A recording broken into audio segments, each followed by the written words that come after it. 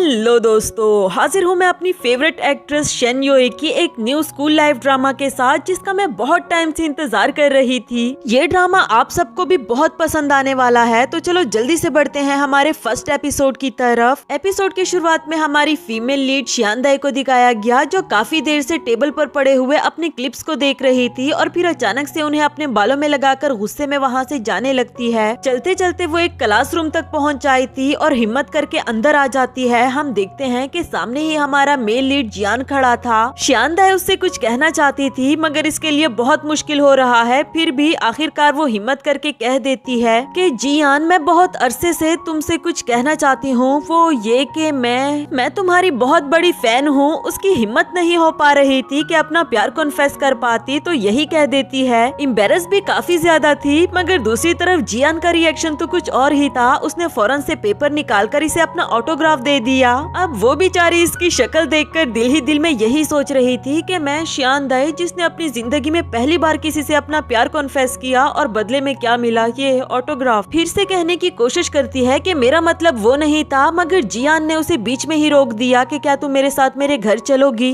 और बेचारी शियान दाई के तो होश ही उड़ गए कि ये हो क्या रहा है। कुछ भी वैसा नहीं हो रहा जैसा कि मैंने सोचा था। खैर, वो जियान के साथ उसके घर आ गई थी। उसने इसे अपने शूज चेंज करने के लिए कहा। वो भी नॉर्मली इसके घर में इंटर हो जाती है और इधर उधर देख रही थी। दिल ही दिल में सोच रही थी कि आज जिंदगी में पहली बार मैं किसी लड़के के घर आई हूँ। अच्छा, तो लड़कों का घर इस तरह का दिखता है। इसी दौरान उसे रियलाइज हुआ कि ओह गॉड, मैं किसी लड़के के घर में क्या कर रही हूँ। और दूसरी तरफ से जियान ने कहा कि शुक्र है इस वक्त मुझे तुम मिल गई और कोई मिली भी नहीं। इस बात से तो शियान दाई का शक और भी ज्यादा बढ़ गया कि इसका मतलब ये यूजुअली लड़कियों को घर पर लाता रहता है और ये इसका घर भी नहीं, ये बस यहाँ पर लड़कियों को रखता है। मुझे जल्द से जल्द यहाँ से भागना चाहिए, लेकिन रुको, अगर मैं यहाँ से चली गई तो ये किसी और लड़की को ले आएगा। ओह गॉड, मैं किसी लड़की से जीतना ही क्यों चाहती हूँ। तब तक जियान इसके सामने आ गया था और इसकी तरफ बढ़ते हुए इसे चेयर पर बैठने के लिए कह रहा होता है, जबकि वो काफी ज्यादा डरी हुई थी और कहने लगी कि ठीक है, मैं बहुत मेहनत करूंगी। जियान भी हैरान था कि अभी तक तो मैंने कुछ कहा भी नहीं, लेकिन वो कहने लगा कि हाँ, मेहनत तो तुम्हें करनी ही होगी। ये लो, यहाँ यहाँ और यहाँ पर ब्लैंकन कर दो। ब्लैंकन यानी कि काला रंग करने के लिए कह रहा था। शियान दाई को तो इस बात की उम्मीद बिल्कुल भी नहीं थी। इसके बाद वो भी पीसफुली रंग करने लगती है, साथ ही साथ उसे चेक भी करवा रही थी। कंप्लीट करने के बाद वो इधर उधर देखने लगी और उसे कुछ रियलाइज हुआ, तो फौरन उसे पूछने लगती है कि इसका मतलब तुम कार्टूनिस्ट हो। जियान अचानक से सुनकर हैरान हो गया कि तुमने ये बात रियलाइज करने में कुछ ज्यादा ही देर नहीं कर दी। खैर, मैं तुम्हें बताना चाहता हूँ कि तुम ब्लैंकन की अच्छी मास्टर बनोगी। क्या तुम मेरी असिस्टेंट बनना चाहोगी? इस पर शियान दाई ने फौरन से मना कर दिया कि नहीं नहीं, मैं आपकी असिस्टेंट कैसे बन सकती हूँ, मुझे तो फाइटिंग करना बिल्कुल भी नहीं आता। जियान बोला कि फाइटिंग कौन करवा रहा है तुमसे? और इस पर शियान दाई पूछने लगी कि क्या तुम गुंडे नहीं हो?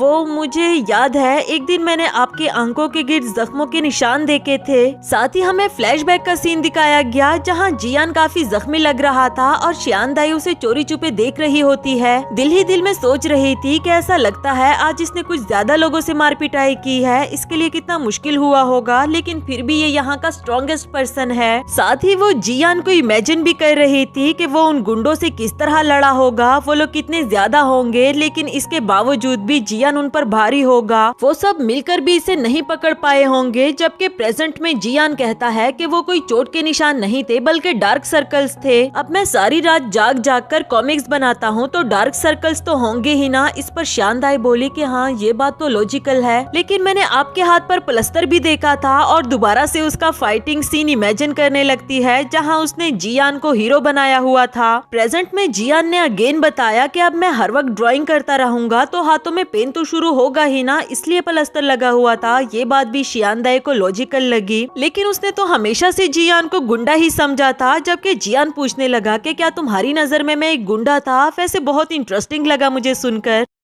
एक सीन में शियान दाई अपने घर आ गई थी और बेड पर लेटते ही वो काफी ज्यादा खुश हो रही होती है कि आज पहली बार मैंने उससे बात की और इवन के पहली मीटिंग में वो मुझे अपने घर ले गया। मुझे तो ये तक पता नहीं था कि वो एक कार्टूनिस्ट है और चली थी उसे अपनी फीलिंग्स बताने को। वैसे शुक्र है कि वो एक कार्टूनिस्ट है और गुंडा नहीं, वरना तो क्या मैं सारी जिंदगी रोती रहती। फिर उसके ऑटोग्राफ को निकाल कर देखना शुरू कर दिया कि ये इसने क्या लिखा होगा और खुद से ही गेस कर रही थी। आखिरकार उसने गेस किया कि मैगी। क्या सच में? नहीं नहीं, ये मैंगी नहीं हो सकता। जल्दी से जाकर अपनी एक कॉमिक बुक से इसे मैच करती है जो कि मैंगी ने बनाया था। फिर जल्दी जल्दी उसे इंटरनेट पर भी सर्च करने लगी, लेकिन मैंगी के नाम पर सिर्फ एक वीडियो ही सामने आई जिस पर बहुत ज्यादा व्यूज थे, लेकिन उसमें सारी बातें मैंगी के अगेंस्ट की गई थी। उसकी कॉमिक्स को क्रिटिसाइज किया गया था। इवन के शियान दाई ने भी कुछ महीनों पहले इस पर कमेंट किया होता है कि हाँ आप बिल्कुल ठीक कह रहे हो, इसे तो ब्लैंकन करना भी नहीं आता। अब तो वो काफी ज्यादा सैड हो गई थी। इवन के उसे अपना आप नजर आने लगा जो इसे कह रही थी कि मिस शियान दाई, जिस पर तुम्हें सीक्रेट क्रश है, तुमने उसी की कॉमिक को क्रिटिसाइज किया, पर रियल लाइफ में तुमने उसकी कॉमिक पर ब्लैंकन भी किया। पर एक सच्ची बात बताऊं, तुम दोनों के बीच में कुछ भी शुरू होने से पहले ही सब कुछ खत्म हो गया। शियान दाई को काफी ज्यादा गुस्सा आ गया और उसे अपनी बकवास बंद करने के लिए कह रही थी, लेकिन सच्ची बात तो ये है कि वो भी काफी ज्यादा वरीड हो गई कि अब क्या होगा और मुझे कौन बचाएगा। वहीं पर बैठे बैठे सो गई थी, जबकि दूसरी तरफ जियान भी यही वीडियो देख रहा होता है। इवन के वो सारे कमेंट्स भी पढ़ रहा था, साथ ही साथ किसी को कॉल पर बता रहा था कि मैं समझ गया हूँ कॉमिक में क्या इम्प्रूव करना है, जो कि ब्लैंकन का काम था। और साथ ही उसे शियान दाई की याद आ गई कि उसने कितने अच्छे से काम किया। मुझे कुछ भी करके उसे अपनी असिस्टेंट बनाने के लिए राजी करना होगा। इसके बाद नेक्स्ट सीन हमें अगली सुबह का दिखाया गया। शियान दाई अपने कॉलेज जा रही थी, लेकिन कल की बातों को लेकर अभी भी परेशान होती है और उसे दोबारा से इल्यूजन होने लगा कि बस में जितने भी लोग थे वो इसे कह रहे होते हैं कि तुम तो जियान को पसंद करती हो ना, लेकिन तुमने तो उसी के कॉमिक के अगेंस्ट कमेंट किया। उसे इस बात का पता चल गया होगा और वो तुमसे अपना बदला जरूर लेगा, यानी कि तुम दोनों के बीच में कभी भी कुछ नहीं होने वाला। शियान से उनकी बातों से बहुत ज्यादा डिस्टर्ब हो रही थी और ऊंची आवाज में चिल्लाते हुए कहने लगी कि तुम सब अपनी बकवास बंद करो, जबकि रियल में ऐसा कुछ भी नहीं था और वो लोग इसे देख रहे थे कि इसे क्या हुआ। खैर चुपते छुपाते हुए वो कॉलेज पहुंच जाई थी और यही सोच रही होती है कि कहीं मुझे जियान ना देख ले, वरना तो मैं अपने आप को कैसे बचाऊंगी। तभी उसे वो पिलर नजर आया जहाँ वो पिछले 2 सालों से खड़े होकर हमेशा जियान को देखा करती थी, वो भी चोरी चुपे। वैसे तो ये जियान को देखकर बहुत खुश हो जाया करती थी, मगर अभी दिल ही दिल में कह रही होती है कि मुझे जल्द से जल्द यहाँ से जाना चाहिए, इससे पहले कि जियान आ जाए। वही खड़े इस बात को सोच रही थी कि तभी अचानक कोई पीछे से आकर इसे टच कर रहा था, जबकि ये बिल्कुल भी बॉदर नहीं करती और ना ही उसकी तरफ अटेंशन दे रही होती है। लेकिन आखिरकार उसे डांटने के लिए पीछे मुड़ी तो वो कोई और नहीं बल्कि जियान था, जो इसे कहना चाह रहा था कि क्या तुम मेरी। इधर शियान दाई ने डर के मारे भागना शुरू कर दिया कि मैं बहुत बिजी हूँ, मुझे जाना चाहिए, जबकि वो बेचारा तो ये कहना चाह रहा था कि क्या तुम मेरी असिस्टेंट बनोगी, मैं इस बारे में सीरियस हूँ। खैर वो भी इसके पीछे जाता है कि शियान दाई इसी तरफ तो भागी थी, फिर अचानक से कहाँ गायब हो गई। तभी उसकी नजर पड़ी कि वो कुछ लोगों के बीच में चल रही थी और जैसे ही शियान दाई ने इसे देखा तो वो वहाँ से भी भागना शुरू कर देती है और यहाँ पर एक प्लेग्राउंड में पहुँच जाई। थक तो वो काफी ज्यादा गई थी, मगर अभी भी यही सोच रही होती है कि जियान मुझे छोड़ेगा नहीं, आई होप कि वो यहाँ पर ना आए। जबकि जियान भी थक हार कर यहाँ पर पहुँच ही आया था और अभी भी उसे अपनी असिस्टेंट बनने के बारे में कह ही रहा होता है कि शियान दाई यहाँ से भी भाग निकली। चलते चलते वो गेम के बीच में आ गई थी, जबकि सभी प्लेयर्स उसे देखकर खुश हो गए कि फाइनली कोच ने एक पर्सन को ढूंढकर हमारी तरफ भेज दिया है। ऊपर से उसने गलती से बॉल को हिट कर दिया जो कि बिल्कुल निशाने पर लग गया और वो लोग काफी ज्यादा खुश हो जाते हैं, इसे अप्रिशिएट करने लगे। लेकिन देखते ही देखते शियान दाई वहाँ से भी गायब हो गई, जबकि बेचारा जियान वो उसे इधर उधर ढूंढ रहा होता है। इसके बाद वो एक फोटो सेशन के बीच में चुप गई थी, जबकि जियान उसे ढूंढते ढूंढते यहाँ पर भी पहुँच आया था और आखिरकार ढूंढकर उसे दोबारा से कहने ही लगता है, जबकि वो तो इसकी एक बात तक नहीं सुन रही और वहाँ से भाग निकली कि पता नहीं ये मुझ पर कितना ज्यादा गुस्सा होगा। आफ्टर दैट वो भागते भागते लाइब्रेरी पहुँच आई और एक बुक से खुद को छुपा रही होती है कि आई होप जियान यहाँ पर ना आ जाए। मगर जियान तो यहाँ पर भी पहुंचकर उसके सामने बैठ जाता है, मगर इससे पहले कि वो कुछ भी कह पाता, इधर शियान दाई ने उसे सामने ही लगा हुआ बोर्ड दिखा दिया कि यहाँ पर बोलना मना है। मगर वो बोल नहीं सकता तो क्या हुआ, वो जल्दी जल्दी से एक बुक ले आया था और एक स्पेसिफिक पेज नंबर पर उसे हेडिंग दिखा दी जिसपे लिखा हुआ था कि हर हीरो के पीछे एक स्ट्रॉन्ग टीम होती है। शियान दाई पढ़कर सोचने लगी कि क्या अब इसने एक टीम बना ली है मुझे मारने के लिए। वो भी जल्दी जल्दी से एक बुक लाकर उसे लिखा हुआ दिखाती है कि कभी कभी आपको कुछ चीजों को बगैर कोई रिएक्ट दिए जाने देना चाहिए। इधर जियान सोच रहा था कि ऐसे कैसे जाने दूं, ये मेरे कॉमिक का सवाल है। अब वो फौरन से दूसरी बुक उठाकर ले आया कि अगर मेल और फीमेल मिलकर काम करे तो काम आसान हो जाता है। बेचारी शियान दाई और ज्यादा डर गई कि क्या अब इसने किसी फीमेल को भी हायर कर लिया है मुझे मारने के लिए। दोनों ही बुक्स पर बुक्स लाते रहे, एक दूसरे को सेटिस्फाई करने के लिए, मगर कोई भी मानने वाला नहीं होता और यहाँ बुक्स की भरमार लग गई थी। वो सारी बुक्स अचानक से नीचे गिर गई, जिसकी वजह से शोर मच जाता है और इसीलिए इन दोनों को भी उठाकर लाइब्रेरी से बाहर फेंक दिया गया। खैर इस पर जियान को कुछ ज्यादा दुख नहीं हुआ, लेकिन फिलहाल तो उसके मुंह से वो अल्फाज ही नहीं निकल रहे जो कि वो कहना चाहता था, बल्कि कुछ और ही निकल रहा होता है। एट द एंड वो कह ही देता है कि क्या तुम मेरी असिस्टेंट बनना चाहोगी। और ये बात सुनकर शांदा हैरान हो गई कि क्या तुम ये जो मुझे इतना फॉलो कर रहे थे, क्या वो ये बात करने के लिए कर रहे थे। ये बोला कि हाँ तो और क्या। शांदा बोली कि कुछ नहीं, मैं समझी कि वो ऑनलाइन वीडियो। ये बात उसने बिन बिनाते हुए कही, जबकि जियान पूछने लगा कि ऑनलाइन वीडियो, कौन सी ऑनलाइन वीडियो। वैसे मैं इंटरनेट जरा कम ही यूज करता हूँ। ये सुनकर तो शांदा बहुत ज्यादा खुश हो गई कि मतलब इसे कुछ भी नहीं पता और मैं खामखा परेशान हो रही थी। उसे कहने लगी कि नहीं नहीं कुछ नहीं, मैं तो खुद भी इंटरनेट बहुत कम यूज करती हूँ। जियान ने उसे दोबारा पूछा कि क्या तुम मेरी असिस्टेंट बनना चाहोगी, मैं सीरियस हूँ इसके लिए। जिस पर शानजाए ने पूछा कि तुम्हारी असिस्टेंट बनकर मुझे करना क्या होगा। वो बोला कि फॉर एग्जाम्पल मैं तुम्हें अपने घर लेकर जाऊंगा। और ये सुनते ही शानजाए और भी ज्यादा खुश हो गई, क्योंकि वो तो उसके साथ ही रहना चाहती थी। उसके साथ चलते हुए भी काफी खुश हो रही थी कि अचानक से मुझे कितनी ज्यादा खुशी मिल गई है। जबकि जियान बोला कि हमें जाकर ड्राइंग करनी है, अब इससे पहले हमें इसे एक्सपीरियंस करना होगा।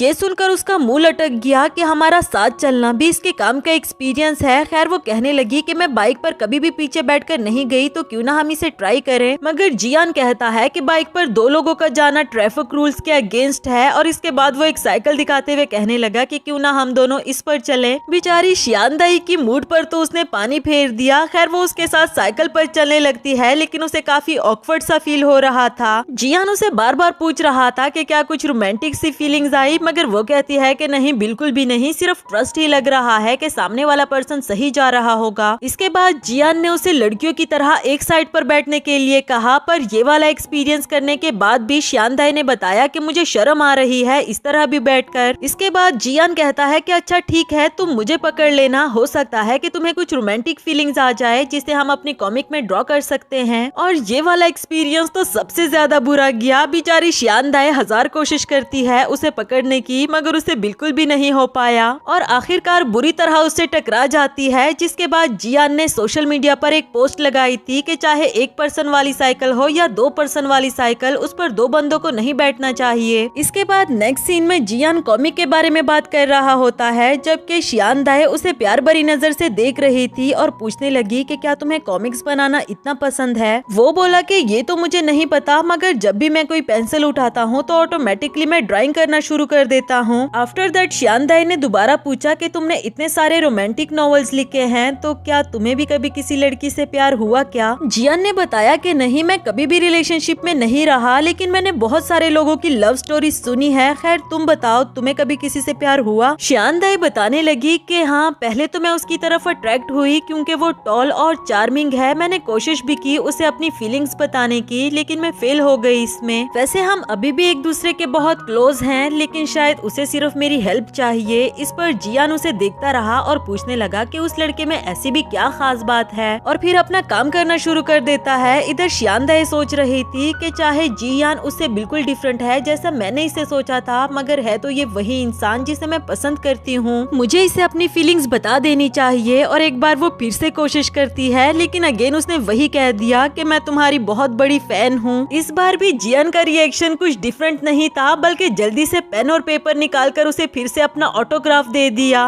वो बेचारी अब क्या ही कहती, बस खुश होने का नाटक करने लगी और थोड़ी देर के बाद पूछ लेती है कि क्या मैं तुम्हारी असिस्टेंट बन सकती हूँ। ये सुनकर जियान काफी ज्यादा खुश हो गया, क्योंकि वो यही तो चाहता था। और इसी के साथ हमारा फर्स्ट एपिसोड यहाँ पर खत्म हुआ।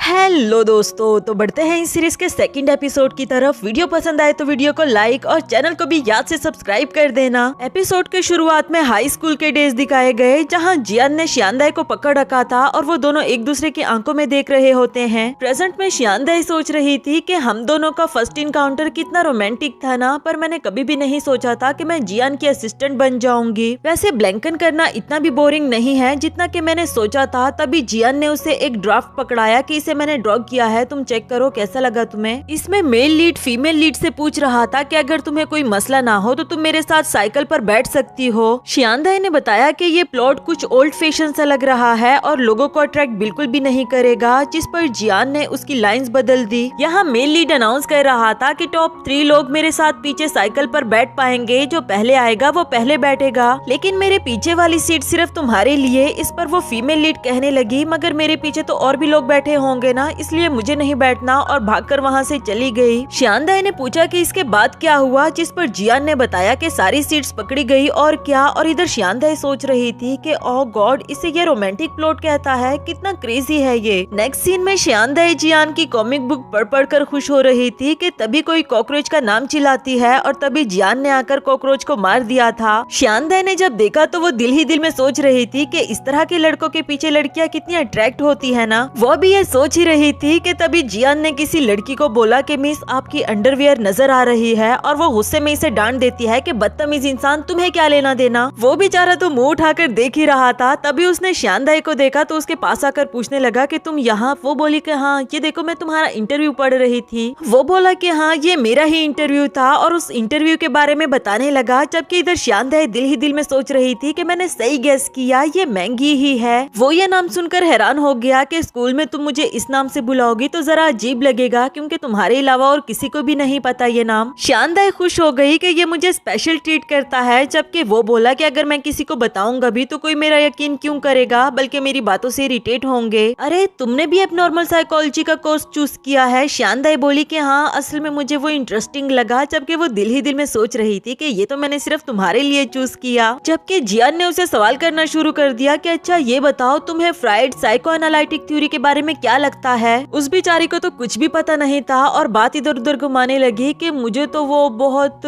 वो लगता है। जियान बीच में बोल पड़ा कि है ना, मैं भी यही कहता हूँ कि फ्राइड ने बहुत अजीबोगरीब बातें की हुई है और अब उनकी थ्योरीज पर कितना क्रिटिसिज्म हो रहा है। शियांदाई उसके सवालों से बचने के लिए कहती है कि क्लास स्टार्ट हो गई, हमें अंदर जल्दी जाकर फर्स्ट वाली सीट पकड़नी चाहिए। आफ्टर दैट क्लास में भी शियांदाई इससे पूछ रही थी कि तुम तो साइंस के स्टूडेंट हो ना, तो फिर तुमने एबनॉर्मल साइकोलॉजी को क्यों चूज किया। और उसने बताया कि असल में मेरे कॉमिक में कुछ कैरेक्टर्स हैं जिन्हें समझने के लिए मुझे इस कोर्स को चूज करना पड़ा। यहाँ शियांदाई दोबारा उससे कुछ पूछना चाह रही थी और बीच में कहते कहते वो चुप हो गई। तभी दूसरी तरफ प्रोफेसर बता रहे होते हैं कि अगर कोई बात करते करते चुप हो जाए और फिर दोबारा से बात करे तो इसका मतलब कि उसे सिजोफ्रेनिया है। इधर जियान शियांदाई को देख रहा था, जबकि वो फौरन से एक्सप्लेन करने लगी कि नहीं नहीं, मुझे सिजोफ्रेनिया नहीं है, मैं बिल्कुल नॉर्मल हूँ। मगर सवाल करने से तो वो फिर भी बाज नहीं आई और दोबारा से पूछने लगी कि तुम रोमांटिक कॉमिक्स ही क्यों लिखते हो। इस पर जियान ने उसे अपने पास्ट की एक लंबी चौड़ी कहानी सुनाई कि पहले मैं बॉयज के लिए कॉमिक्स लिखा करता था, फिर मुझे एक मैगजीन से ऑफर मिली, मगर वो चाहते थे कि मैं गर्ल्स के लिए कॉमिक्स लिखूं, यानी कि रोमांटिक कॉमिक्स। पहले तो मैं इसके लिए राजी बिल्कुल भी नहीं था, लेकिन एट द एंड मुझे मानना पड़ा और सच बताऊं तो अब मुझे गर्ल्स कॉमिक्स ज्यादा पसंद है। और अच्छी बात यह है कि मेरी कॉमिक में जितने भी कैरेक्टर्स हैं उन सब के आर्कियोटाइप्स है। ये बात सुनकर शियांदाई हैरान हो गई कि सबके, क्या मई का भी कोई आर्कियोटाइप है। जियान ने बताया कि हाँ बिल्कुल। अब बेचारी शियांदाई परेशान हो गई क्योंकि कॉमिक में वो उस लड़की मई की काफी ज्यादा तारीफें कर रहा था।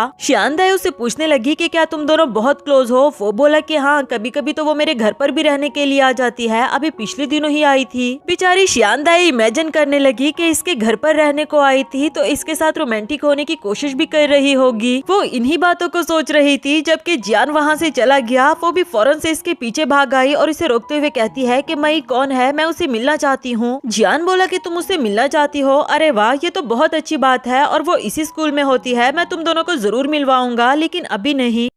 एक सीन में शियांदाई के जहन से ये बात निकल ही नहीं रही थी कि वो लड़की कौन हो सकती है। तभी अचानक से उसे कैंटीन में एक लड़की बैठी हुई नजर आई और इसे लगा कि शायद वो हो। उसे देखने के लिए उसके सामने को जाती है और जब वो पहुंची ही तो वो लड़की दूसरी तरफ जाकर बैठ गई। अब बेचारी शियांदाई को भी वापस आना पड़ा। तब तक एक लड़का उस लड़की के लिए खाना लेकर आया और वो बोली कि तुम और भी बहुत सारी लड़कियों के लिए खाना लाए होगे, मुझे ये नहीं खाना, और वहाँ से भाग निकली। शियांदाई सोच रही थी कि हरकतें तो इसकी वैसी ही है, मगर मगर इसका भागना थोड़ा अजीब था। वो उस लड़के से भी पूछना चाह रही थी कि क्या ये आपकी गर्लफ्रेंड है, पर उसने कुछ भी नहीं बताया। नेक्स्ट सीन में शियान दाई को किसी ने एडवर्टाइजमेंट के लिए एक पेपर पकड़ाया जिस पर लव राइवल लिखा हुआ था। ये देखकर वो गुस्से में उस पेपर को मरोड़ते हुए फेंक देती है, जो कि जियान ने पकड़ लिया था और कहने लगा कि मैं तुम्हें ही ढूंढ रहा हूँ। इससे पहले कि वो कुछ बताता, दूसरी तरफ से एक हैंडसम लड़का जियान का नाम लेकर उसके करीब आ रहा होता है। पास आकर वो शियान दाई के बारे में पूछने लगा कि ये टिड्डी कौन है, जिस पर जियान ने इंट्रोड्यूस करवाया कि शियान दाई ये मेरा दूसरा असिस्टेंट यूजी है और यूजी ये मेरी नई असिस्टेंट शियान दाई। ये सुनकर यूजी ने बहुत एटीट्यूड में जवाब दिया कि इसका मतलब मैं तुम्हारा सीनियर हूँ और तुम्हें सीनियर्स की रिस्पेक्ट करनी आनी चाहिए। तभी कुछ लड़कियां यूजी को आवाजें दे रही थी। यूजी भी उनके सामने जाकर उन्हें कुछ रोमांटिक लाइंस बोलता है, लेकिन जब वो लड़कियां वहाँ से चली गई तो वो अपनी ही की हुई बातों पर शर्मा रहा था। इधर जियान शियान दाई से बोला कि देखा अपनी ही बातों पर शर्मा गया, क्यूट लग रहा है ना। शियान दाई को याद आया कि कॉमिक में वो लड़की मई भी कुछ ऐसी ही हरकतें किया करती थी, तो उसने फौरन जियान से पूछ लिया कि इसका मतलब मई का स्टीरियोटाइप यूजी है, लेकिन उसे बताना मत क्योंकि मैं उसे सीक्रेटली ऑब्जर्व करता हूँ। जबकि शियान दाई तो दिल ही दिल में खुश हो गई। नेक्स्ट सीन में तीनों साथ काम कर रहे थे और शियान दाई काफी खुश हो रही होती है कि अच्छा हुआ मई का स्टीरियोटाइप कोई लड़का है और मेरा कोई भी लव राइवल नहीं। जबकि इधर यूजी बहुत अजीबोगरीब हरकतें कर रहा था क्योंकि उसे समझ नहीं आती कि कॉलेज की सारी लड़कियां उसकी तरफ अट्रैक्ट होती है, पर ये शियान दाई क्यों नहीं हो रही। खैर जब वो जियान के पास गई उसे इंक के बारे में पूछने को, तो जियान ने इसे बताया कि जब से तुम आई हो ये यूजी कुछ अजीब बिहेव कर रहा है। शायद वो चाहता है कि तुम उससे कोई एडवाइस लो या उससे बात करो, तुम करके तो देखो। जिसके बाद शियान दाई भी बिल्कुल ऐसा ही करती है। जब वो वापस सीट पर आकर बैठी तो वो यूजी से पूछने लगी कि क्या तुम मुझे बता सकते हो कि यहाँ पर मैं कलर कैसे करूँ। ये सुनकर वो बोला कि अब तुम पूछ रही हो तो मेरे पास भी तुम्हें बताने के अलावा और कोई ऑप्शन नहीं। हालांकि वो खुश हो रहा था कि शियान दाई ने उससे बात की। आफ्टर दैट शियान दाई बोली कि क्यों ना हम एक गेम खेले, और वो उन दोनों को भी डॉग बनाने के लिए कह रही थी। यूजी की ड्राइंग डॉग कम और बिल्ली ज्यादा लग रही होती है। खैर इसके बाद शियान दाई ने लड़की बनाने के लिए कहा। इस बार भी यूजी की ड्राइंग सबसे ज्यादा खराब थी और इसके बाद जब उसने बिल्डिंग बनाने के लिए कहा तो ये तो सबने ही बहुत बुरा बनाया। शियान दाई दिल ही दिल में सोच रही थी कि हम तीनों को ही बिल्डिंग्स बनाने नहीं आती, और फिर वो यूजी से पूछने लगी कि तुम ये बताओ तुम्हें सबसे अच्छा क्या ड्रॉ करना आता है। यूजी इस बात पर गुस्सा हो गया कि क्या मतलब तुम्हें मेरी एबिलिटी पर शक है। देखो ना जियान ये अब कुछ ज्यादा हो रहा है। जियान शियान दाई को बताता है कि ऐसी बात नहीं जैसा तुम सोच रही हो, मगर यूजी ने उसे बीच में रोक दिया कि कहने से क्या ही फर्क पड़ता है, चलो जरा हम इसे फैक्ट्स के थ्रू बताएं। इसके बाद जियान ने एक कैरेक्टर को ड्रा किया और उसे यूजी को पकड़ा दिया। यूजी ने उसके बैकग्राउंड पर काफी सारे पुल बना दिए और शियान दाई ने जैसे ही देखा तो वो कहने लगी कि अरे वाह तुम तो बहुत अमेजिंग हो। अपनी तारीफ सुनकर यूजी दोबारा से रोमांटिक लाइंस कहता है, मगर ये लाइंस कहने के बाद वो अपनी ही कही हुई बात पर शर्मा रहा था। शियान दाई को उसकी ये हरकतें बहुत अजीब लग रही होती है। दूसरी तरफ उसने देखा कि जियान का एक मैसेज के साथ मूड ऑफ हो गया और जियान ने बताया कि हमारा नया प्लॉट रिजेक्ट हो गया है। इस पर शियान दाई उसे तसल्ली देते हुए कहने लगी कि कोई बात नहीं, हम कोई और प्लॉट सोच लेंगे, तुम्हें इस बारे में परेशान होने की जरूरत नहीं। जियान बोला कि तुम मुझे तसल्लियां मत दो क्योंकि इस तरह के सीन्स हम कार्टूनिस्ट के साथ होते रहते हैं। दूसरी तरफ यूजी बोला कि तुम इतनी आसानी से ये कह रहे हो, तुम जानते हो कि हमारा comic fall in love first से सेकंड रैंकिंग पर आ गया है और इतनी कोशिश करने के बावजूद भी हम उसे फर्स्ट पर दोबारा नहीं ले जा पाए। शियान दाई ने बताया कि मेरे पास एक आइडिया है, मैंने बहुत सारे ड्रामाज में देखा है, जब उसमें लोगों का इंटरेस्ट लूज होने लगे तो फिर उसमें एक नए कैरेक्टर को ले आया जाता है। जियान को भी ये आइडिया अच्छा लगा, मगर वो कहता है कि नए कैरेक्टर का आर्कियोटाइप कौन होगा। यूजी बोला कि मेरा एक दोस्त है, मुझसे कम हैंडसम है, लेकिन हम उसे भी एज अ ऑप्शन रख सकते हैं। नेक्स्ट सीन में यूजी को लड़कियां हैंडसम कह रही थी, जिस पर शियान दाई उससे पूछने लगी कि तुम लड़कियों में इतना ज्यादा फेमस हो, क्या तुम्हारी कोई गर्लफ्रेंड भी है। इस पर वो एक्शन मारते हुए कुछ रोमांटिक लाइंस बोलता है और बाद में हमेशा की तरह खुद ही शाय फील कर रहा था। शियान दाई बोली कि प्लीज मत शर्माओ वरना तो मुझे भी बुरा लगेगा। वो बोला कि मैं कब शर्मा रहा हूँ, लेकिन असल में वो काफी ज्यादा एम्बेरस था। लेकिन अच्छी बात यह है कि तब तक वहाँ पर जियान पहुँच आया। शियान दाई उन दोनों से न्यू कैरेक्टर के बारे में पूछ रही थी कि वो लड़का कैसा दिखता है। यूजी बोला कि वो बस आता ही होगा। तब तक वो वहाँ पर पहुँच आया। लूदाओ थी तो एक लड़की ही, लेकिन उसे लड़कों की तरह रहना पसंद था। इवन के दूसरी लड़कियों के साथ भी वो लड़कों की तरह फ्लर्ट किया करती थी। जिस तरह वो लड़कियों से फ्लर्ट करके उनसे बात कर रही थी, शियानदाई तो देखकर हैरान थी कि एक से एक अजूबा देखने को मिल रहा है। यूजी लूदाओ के पास जाकर शियानदाई से कह रहा था कि हैंडसम लड़के हमेशा एक जैसे ही होते हैं, या तो वो अच्छे दोस्त होंगे या फिर बहुत बुरे दुश्मन। लूदाई उसे पीछे करके शियानदाई के करीब आ गई और उसे पूछने लगी कि क्या तुम मुझे नहीं जानती हो, मैं इतना फेमस हूँ यहाँ पर। शियानदाई दिल ही दिल में सोचने लगी कि अब इसे कैसे बताऊं कि पिछले 2 सालों से मैंने अपनी सारी अटेंशन तो जियान को दे रखी थी, तो तुम्हारे बारे में मुझे कैसे पता होगा। खैर उसे खुश करने के लिए उसको हैंडसम कह देती है और फौरन उसके आगे से हट गई। खैर लूदाओ पूछने लगी कि तुम तीनों की पर्सनैलिटीज एक दूसरे से डिफरेंट है, तो तुम तीनों जानते कैसे हो एक दूसरे को। ये सुनकर शियानदाई सोचने लगी कि कैसे बताऊं, अगर ये कहा कि हम सिर्फ दोस्त है तो फ्यूचर में मेरे और जियान के बीच में कभी कुछ नहीं हो पाएगा।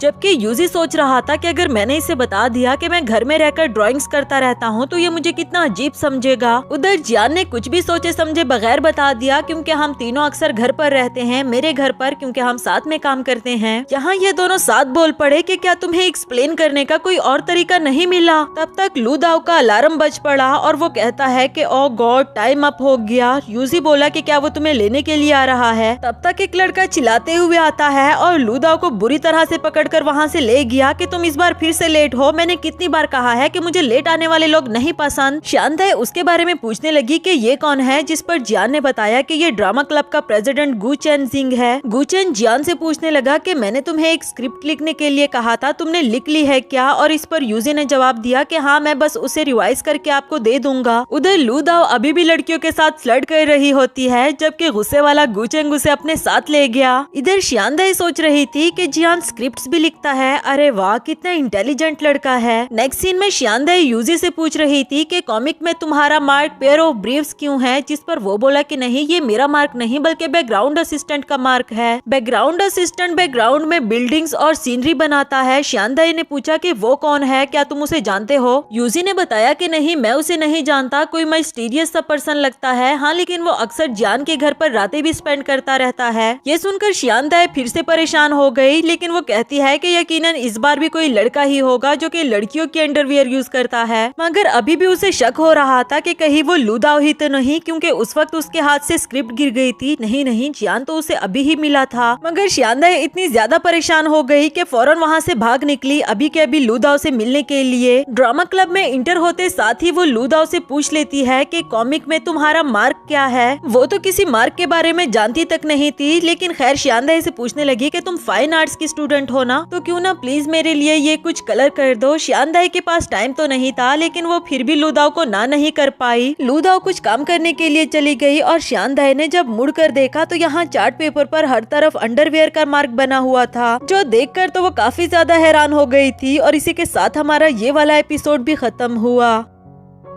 हेलो दोस्तों, तो बढ़ते हैं इस सीरीज के 3rd एपिसोड की तरफ। वीडियो पसंद आए तो वीडियो को लाइक, चैनल को सब्सक्राइब और अगर हो सके तो एक प्यारा सा कमेंट भी जरूर कर देना। एपिसोड की शुरुआत बिल्कुल उसी सीन से होती है जहां शियानदाई उस मार्क को देख रही थी कि तब तक पीछे से गुजेंग पहुंच आया और पूछने लगा कि क्या तुम ही शियानदाई हो जो कलर करने में हेल्प कर रही है। जहाँ पर निशान लगा हुआ है वहाँ पर अच्छे से कलर कर देना। जबकि शियानदाई उसके पास आकर कहने लगी कि प्रेसिडेंट, इससे पहले कि वो कुछ बोल पाती कि किसी लड़की ने आकर लूदाओ की कंप्लेन की कि उसकी वजह से लड़कियां आपस में लड़ रही है। गुजेंग को उसके पीछे जाना पड़ा लूदाओ को लाने के लिए, जबकि इधर शियानदाई ने भी उसे पकड़ लिया था कि लूदाओ ये तुम क्या कर रही हो, आराम से एक जगह पर टिक जाओ। गुजेंग ने शियानदाई को शाबाश कहा और इसके बाद वो इससे पूछने लगी कि मैं आपसे कहना चाहती थी कि वो अंडरवियर। ये सुनकर गुजेंग शॉक्ड हो गया कि क्या नजर आ रही है, और वो बोली कि नहीं मैं तो ये कहना चाहती थी कि क्या आप भी, और वो बोला कि हाँ मैं भी, क्या तुम भी। असल में वो दोनों असिस्टेंट होने के बारे में बात कर रहे थे। जबकि इधर लूदाओ सुनकर सोचने लगी कि क्या गुजेंग को ऐसे चीप किस्म के टॉपिक्स पसंद है। पहली बार वो किसी लड़की से इतने अच्छे से बात कर रहा है, फिर वो भी इसके पास आकर अंडरवेयर के बारे में ही कुछ बात करना शुरू कर देती है। जबकि गुजेंग उसे एक ट्रिक के साथ जमीन तक ले आया और कहने लगा कि खबरदार अगर तुमने कोई नॉनसेंस बात की तो।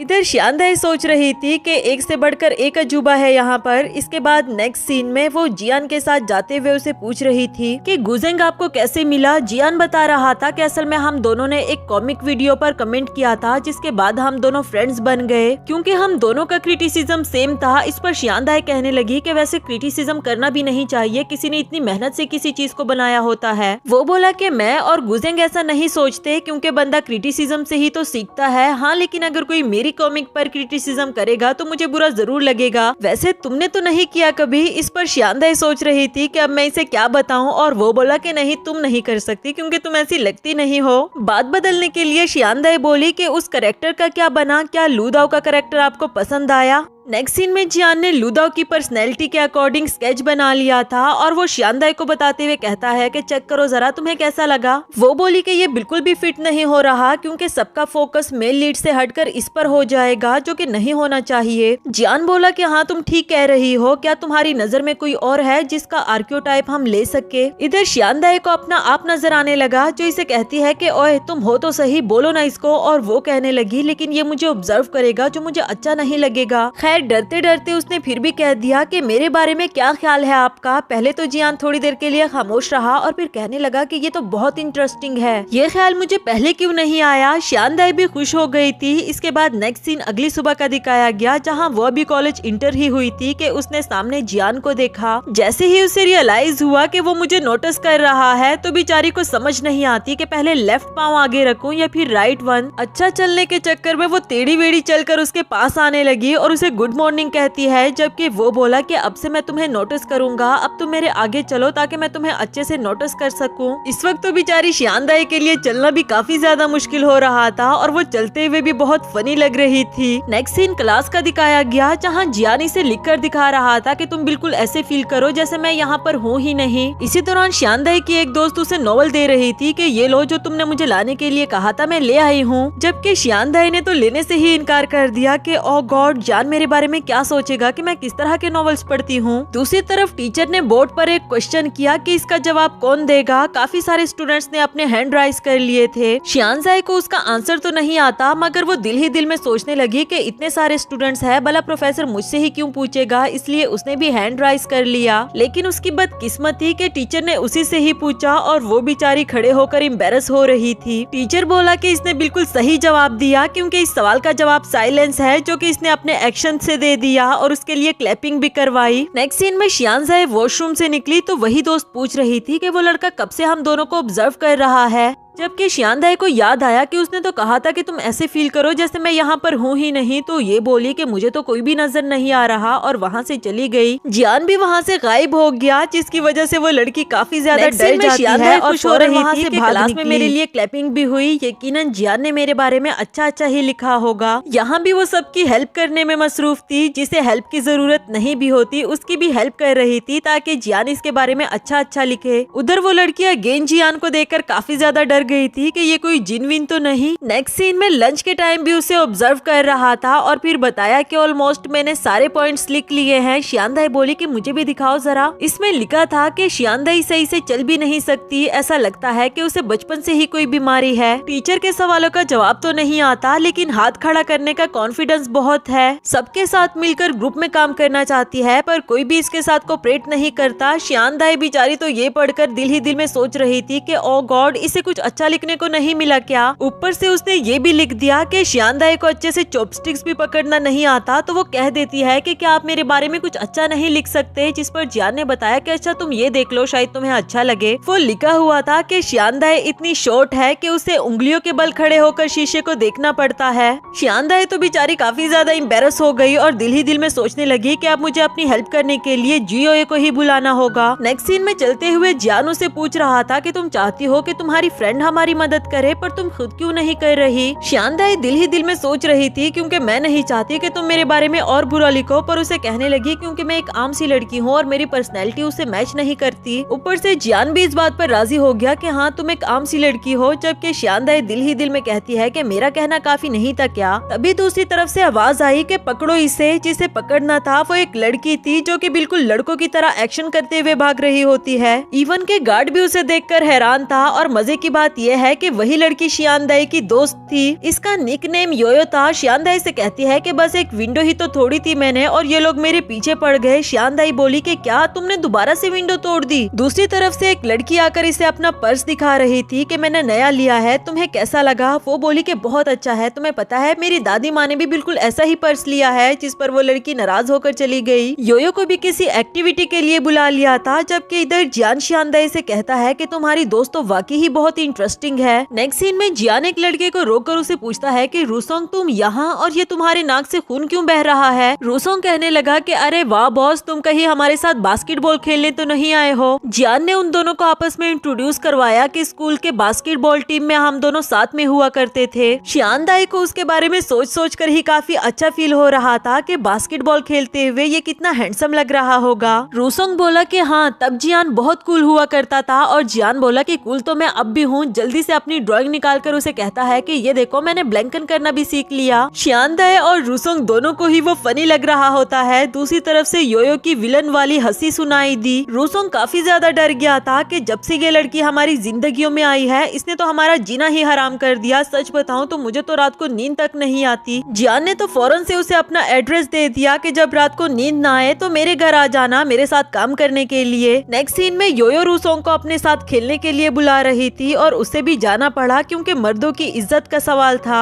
लेकिन जैसे ही उसने खेलना शुरू किया तो हम देखते हैं कि वो रूल्स को बिल्कुल भी फॉलो नहीं करती, क्योंकि जीतना ही उसके लिए सबसे ज्यादा इम्पोर्टेंट है। ऑपोजिट टीम मेंबर्स को उसने अच्छा खासा मारा पीटा और अपने मेंबर्स को तो वो कोई काम करने ही नहीं दे रही थी कि मैं खुद ही कर लूंगी। टीम मेंबर्स भी आपस में बैठकर इसके अगेंस्ट कंप्लेन कर रहे थे, जिस पर जियान कहने लगा कि रूसोंग ने बिल्कुल ठीक कहा था, इसने तो सबका जीना हराम किया हुआ है। नेक्स्ट सीन में योयो को टीचर ने कुछ बुक्स ले जाने के लिए कहा था और शियान दाई को भी देखकर उन्हें प्रिंटिंग के लिए कुछ काम दे देती है। इधर योयो जियान से कहने लगी कि तुम खड़े मुंह क्या देख रहे हो, ये बुक्स ले जाने में मेरी हेल्प करो, जिसके बाद वो इसकी हेल्प करता है। चलते चलते योयो तो सिर्फ अपनी तारीफें ही कर रही थी, जबकि जियान ऑब्जर्व कर रहा था कि वो सबके लिए मुसीबत बनी हुई है, लेकिन ऐसा लग रहा है कि वो जानबूझकर नहीं कर रही। एट द एंड वो शॉकिंग सा एक्सप्रेशन देते हुए कहती है कि मुझे कुछ जरूरी काम याद आ गया, तुम ये बुक्स लेकर यहीं पर रहना, मैं जल्दी ही वापस आ जाऊंगी। ये बुक्स मेरे लिए मेरी जिंदगी से भी ज्यादा इम्पोर्टेंट है। जियान बेचारा भी सीरियस हो गया था और योयो वहाँ से भाग निकली। इसके बाद हमें कुछ घंटों के बाद का सीन दिखाया गया, जहाँ वो बेचारा तो अभी भी वहीं पर बैठा हुआ था। तभी शियान दाई आकर पूछने लगी कि ये क्या कर रहे हो। वो बोला कि मैं योयो की जिंदगी बचा रहा हूँ, और इधर शियान दाई सोच रही थी कि ओ गॉड, योयो ने इसे भी बेवकूफ बना दिया। तो उसे कहने लगी कि अच्छा चलो मैं आपकी हेल्प करती हूँ।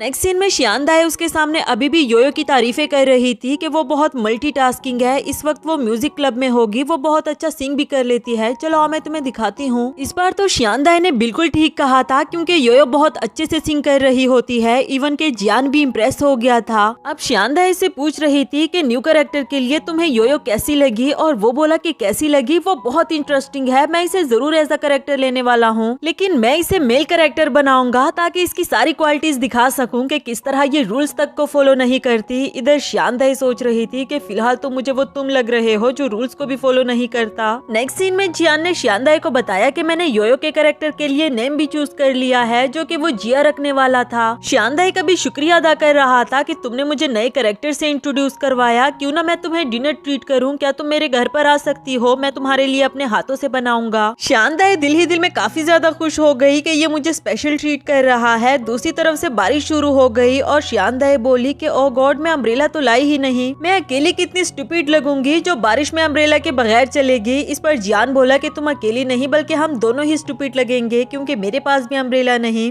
तभी उसे ख्याल आया कि कॉमिक्स में अगर अम्ब्रेला पास ना हो तो बारिश से कैसे बचा जा सकता है, लेकिन इस तरह बैग को बचाना मुश्किल होगा। खैर उसे एक नया आइडिया आया और बैग को वो गले में लटका लेता है। इस तरह तो वो काफी ज्यादा फनी लग रहा था, लेकिन उसने शियान दाई को भी कोर्ट के अंदर आने के लिए कहा। ना चाहते हुए भी उसे आना पड़ा। अब दोनों ही बारिश से बचने के लिए भाग रहे थे, लेकिन थोड़ा सा आगे आकर ही वापस आ जाते हैं, क्योंकि कोर्ट भी सारा भीग चुका था। दोनों ही थोड़ी देर के लिए यहाँ पर बैठे रहे और जियान बोला कि ये प्लॉट कुछ जाना पहचाना सा लग रहा है कि लड़का अपनी गर्लफ्रेंड को बारिश से बचाने के लिए एक बिल्डिंग में ले आया था जहाँ कोई भी नहीं होता। शियान दाई के दिल में लड्डू फूट पड़े कि फाइनली ये रोमांटिक हो रहा है, और इसके करीब आ जाती है। पूछने लगी कि फिर क्या हुआ, और वो बोला कि फिर वो दोनों कभी दिखे ही नहीं। उस बेचारी का मुंह लटक गया कि ये तो हॉरर मूवी का सीन है। तब तक पीछे से लू दाव पहुंच आई जिसके आसपास काफी सारी लड़कियां थी और उसे अपना अम्ब्रेला लेने के लिए कहती है। इधर जियान अम्ब्रेला लेने का कोई अच्छा सा प्लॉट लिखना चाह रहा था। दूसरी तरफ से पीछे योयो पहुंच आई जो रूसोंग को भी जबरदस्ती पकड़े हुए थी। शियांदाए को आवाज देते हुए उसे रूसोंग का अम्ब्रेला पकड़ा दिया और फिर इसे कहती है कि अब तुम्हारे पास अम्ब्रेला नहीं है इसलिए तुम्हें मेरे साथ जाना होगा। जबरदस्ती उसे अपने साथ ले गई। इधर ये दोनों एक दूसरे को देख रहे थे कि अब हमें भी अम्ब्रेला मिल चुका और नेक्स्ट सीन में दोनों अम्ब्रेला में चलते हुए आ रहे होते हैं जबकि अम्ब्रेला हमारी शियांदाए ने पकड़ा हुआ था। लेकिन वो दिल ही दिल में काफी खुश हो रही थी कि ये कितना ड्रामेटिक सीन है और आसपास के लोग भी मुझे देखकर मुझसे जेलस हो रहे होंगे।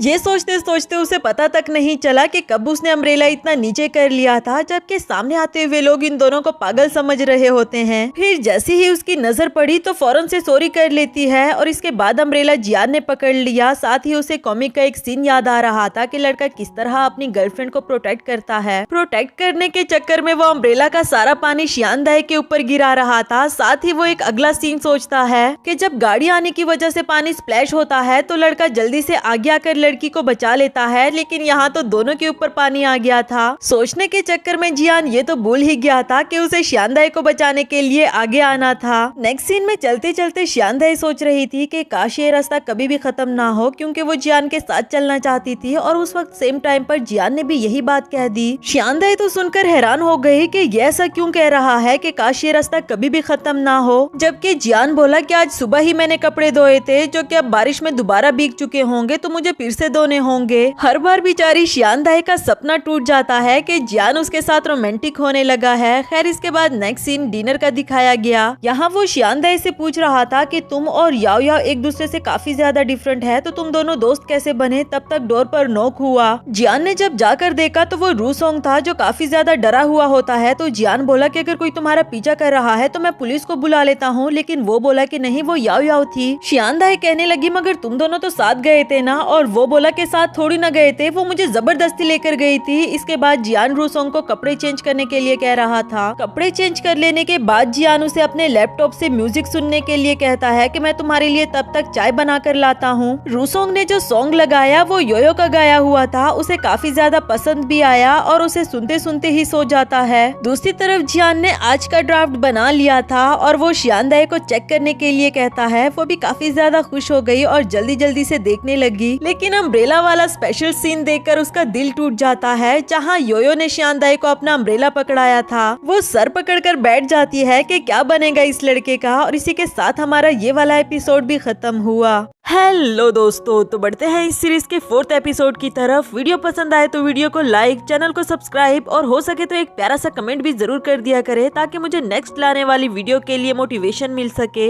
एपिसोड के शुरुआत में शियांदाए जियान को एंटी पेन बैंडेज देना चाहती थी क्योंकि उसने बताया था कि ड्राइंग्स करने की वजह से इसके हाथ में पेन होता है, मगर जब भी वो शियांदाए के सामने आता था तो दूसरी तरफ से आवाज आ जाती थी कि योयो ने फिर से कांड कर दिया है और उसे ऑब्जर्व करने के लिए इसे भी वहाँ से भागना पड़ता। बेचारी को उससे बात करने का एक मौका तक नहीं मिला और आखिरकार तो वो खुद को ही कोस रही थी कि कहीं अपनी फ्रेंड को इंट्रोड्यूस करवाकर मैंने गलती तो नहीं कर दी। तभी उसे अपना आप नजर आने लगा जो उसे कहती है कि वाह भाई वाह, कितनी बेवकूफ लड़की हो तुम, खुद ही अपने क्रश से दोस्त को इंट्रोड्यूस करवा दिया, अब वो उसमें इंटरेस्ट लेने लगा है तो तुम्हारा क्या बनेगा। शियांदाए बोली कि वो तो सिर्फ कॉमिक के लिए कर रहा है, जिस पर शेडो कहती है कि अच्छा तुम्हें याद नहीं जब उसने कहा था कि तुम्हारी दोस्त बहुत इंटरेस्टिंग है। शियांदाए को काफी ज्यादा गुस्सा आ गया, उसे धक्का मारकर वहाँ से गायब कर देती है, लेकिन जेलस तो वो वाकई ही हो रही थी। नेक्स्ट सीन क्लास का दिखाया गया जहाँ वो कुछ लिख रही थी और क्लास खत्म होने के बाद योयो उसे पूछने लगी कि दिखाओ जरा मुझे तुमने क्या नोट किया है, बॉयज को किस तरह की लड़कियां पसंद है। अरे वाह, आज टीचर ने ये टॉपिक पढ़ाया क्या, इस पर मेरा ध्यान क्यों नहीं गया। शियांदाए उसे वापस ले लेती है कि ये टीचर ने नहीं पढ़ाया, मैंने कहीं और से देख कर लिखे। योयो कहती है कि अच्छा फिर मुझे पढ़ने तो दो। उसने जब सारे पॉइंट्स पढ़े तो वो बिल्कुल योयो की पर्सनैलिटी के अकॉर्डिंग थे और वो कहने लगी कि अच्छा ये लड़की मैं ही हूँ क्या। शियांदाए जेलस फील कर रही थी और कहने लगी कि नहीं नहीं तुम ऐसी नहीं हो। तब तक चौकीदार अंकल पहुँच आया था योयो को डांटने के लिए कि तुमने गेट का लॉकर क्यों चुराया, तुम्हें 200 फाइन देना पड़ेगा। अंकल को जवाब देने के चक्कर में उसने टेबल भी तोड़ दिया और अब उसका फाइन भी डबल हो गया, तो फौरन वहाँ से भाग निकली। इधर शियांदाए सोच रही थी कि मैं तो इसकी तरह कभी भी नहीं हो सकती, गॉड प्लीज मेरी मदद करो, सारी अटेंशन योयो को ही क्यों मिलती है। नेक्स्ट सीन में जियान को दिखाया गया। मैगजीन एडिटर उसे कॉल करके मई के कैरेक्टर के बारे में कुछ क्वेश्चंस कर रहा था कि बहुत जगहों पर उसने सेम ही सेंटेंस क्यों बोला है, मतलब कि कुछ और भी तो बोले, तुम्हें खुद ही मई के कैरेक्टर की कुछ समझ नहीं आ रही तो कॉमिक में क्या लिखोगे। ये कहकर उसने कॉल काट दी, जबकि जियान काफी सैड हो जाता है। क्लास में भी बैठा वो इसी बारे में सोच रहा था कि क्या सच में मैं मई के कैरेक्टर को अच्छे से नहीं समझ पाया, तो ठीक है आज का सारा दिन मैं मई बनकर रहूंगा, ये उसने ऊंची आवाज में कह दिया था, जिसकी वजह से सभी क्लास फेलोज उसकी तरफ देखने लगे कि इसे क्या हुआ। नेक्स्ट सीन में वो यूजी के लिए लंच बॉक्स लेकर आया था क्योंकि वो मई बनकर मई की फीलिंग्स को जानना चाहता था।